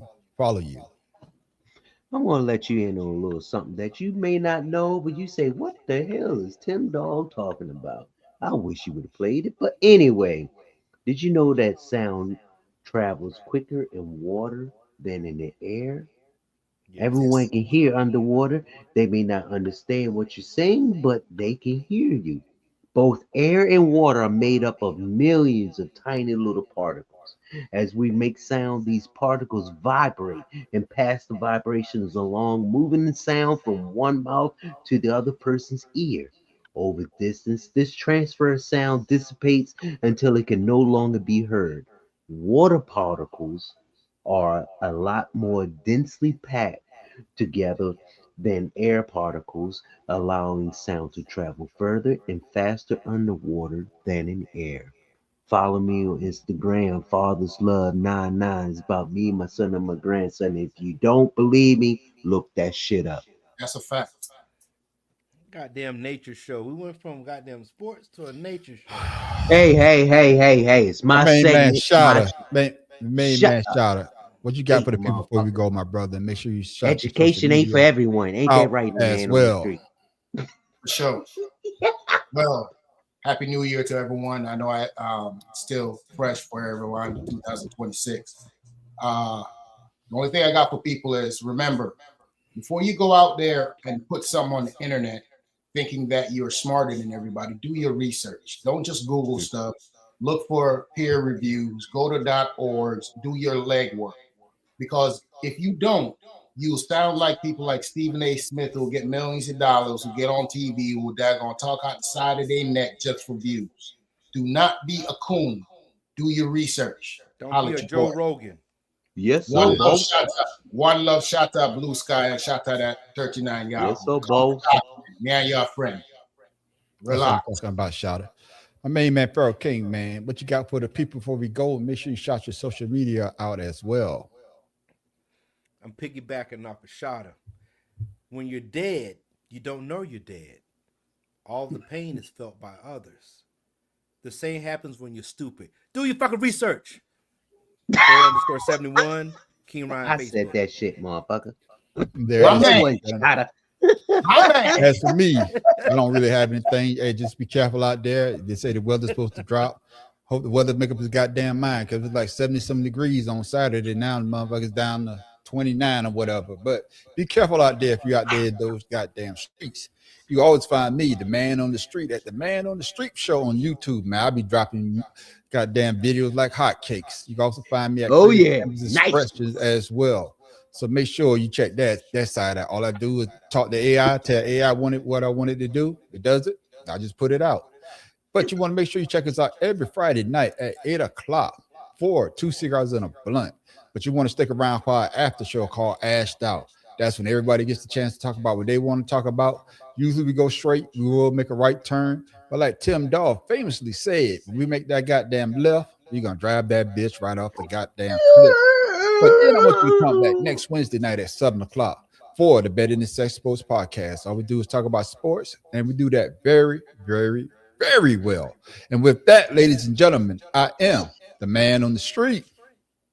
This is Pharaoh King. May your picks come true this weekend. Why did the witch go commando? Because the grip was better on the broom. Tim Dawg from Be More Careful. You know how we do it down here in Florida. We love the weather. Peace out. Enjoy yourself. Love your family. And make sure everything is blessed. There it is, ladies and gentlemen. Y'all be careful out there. And with that, We went we are left out. there.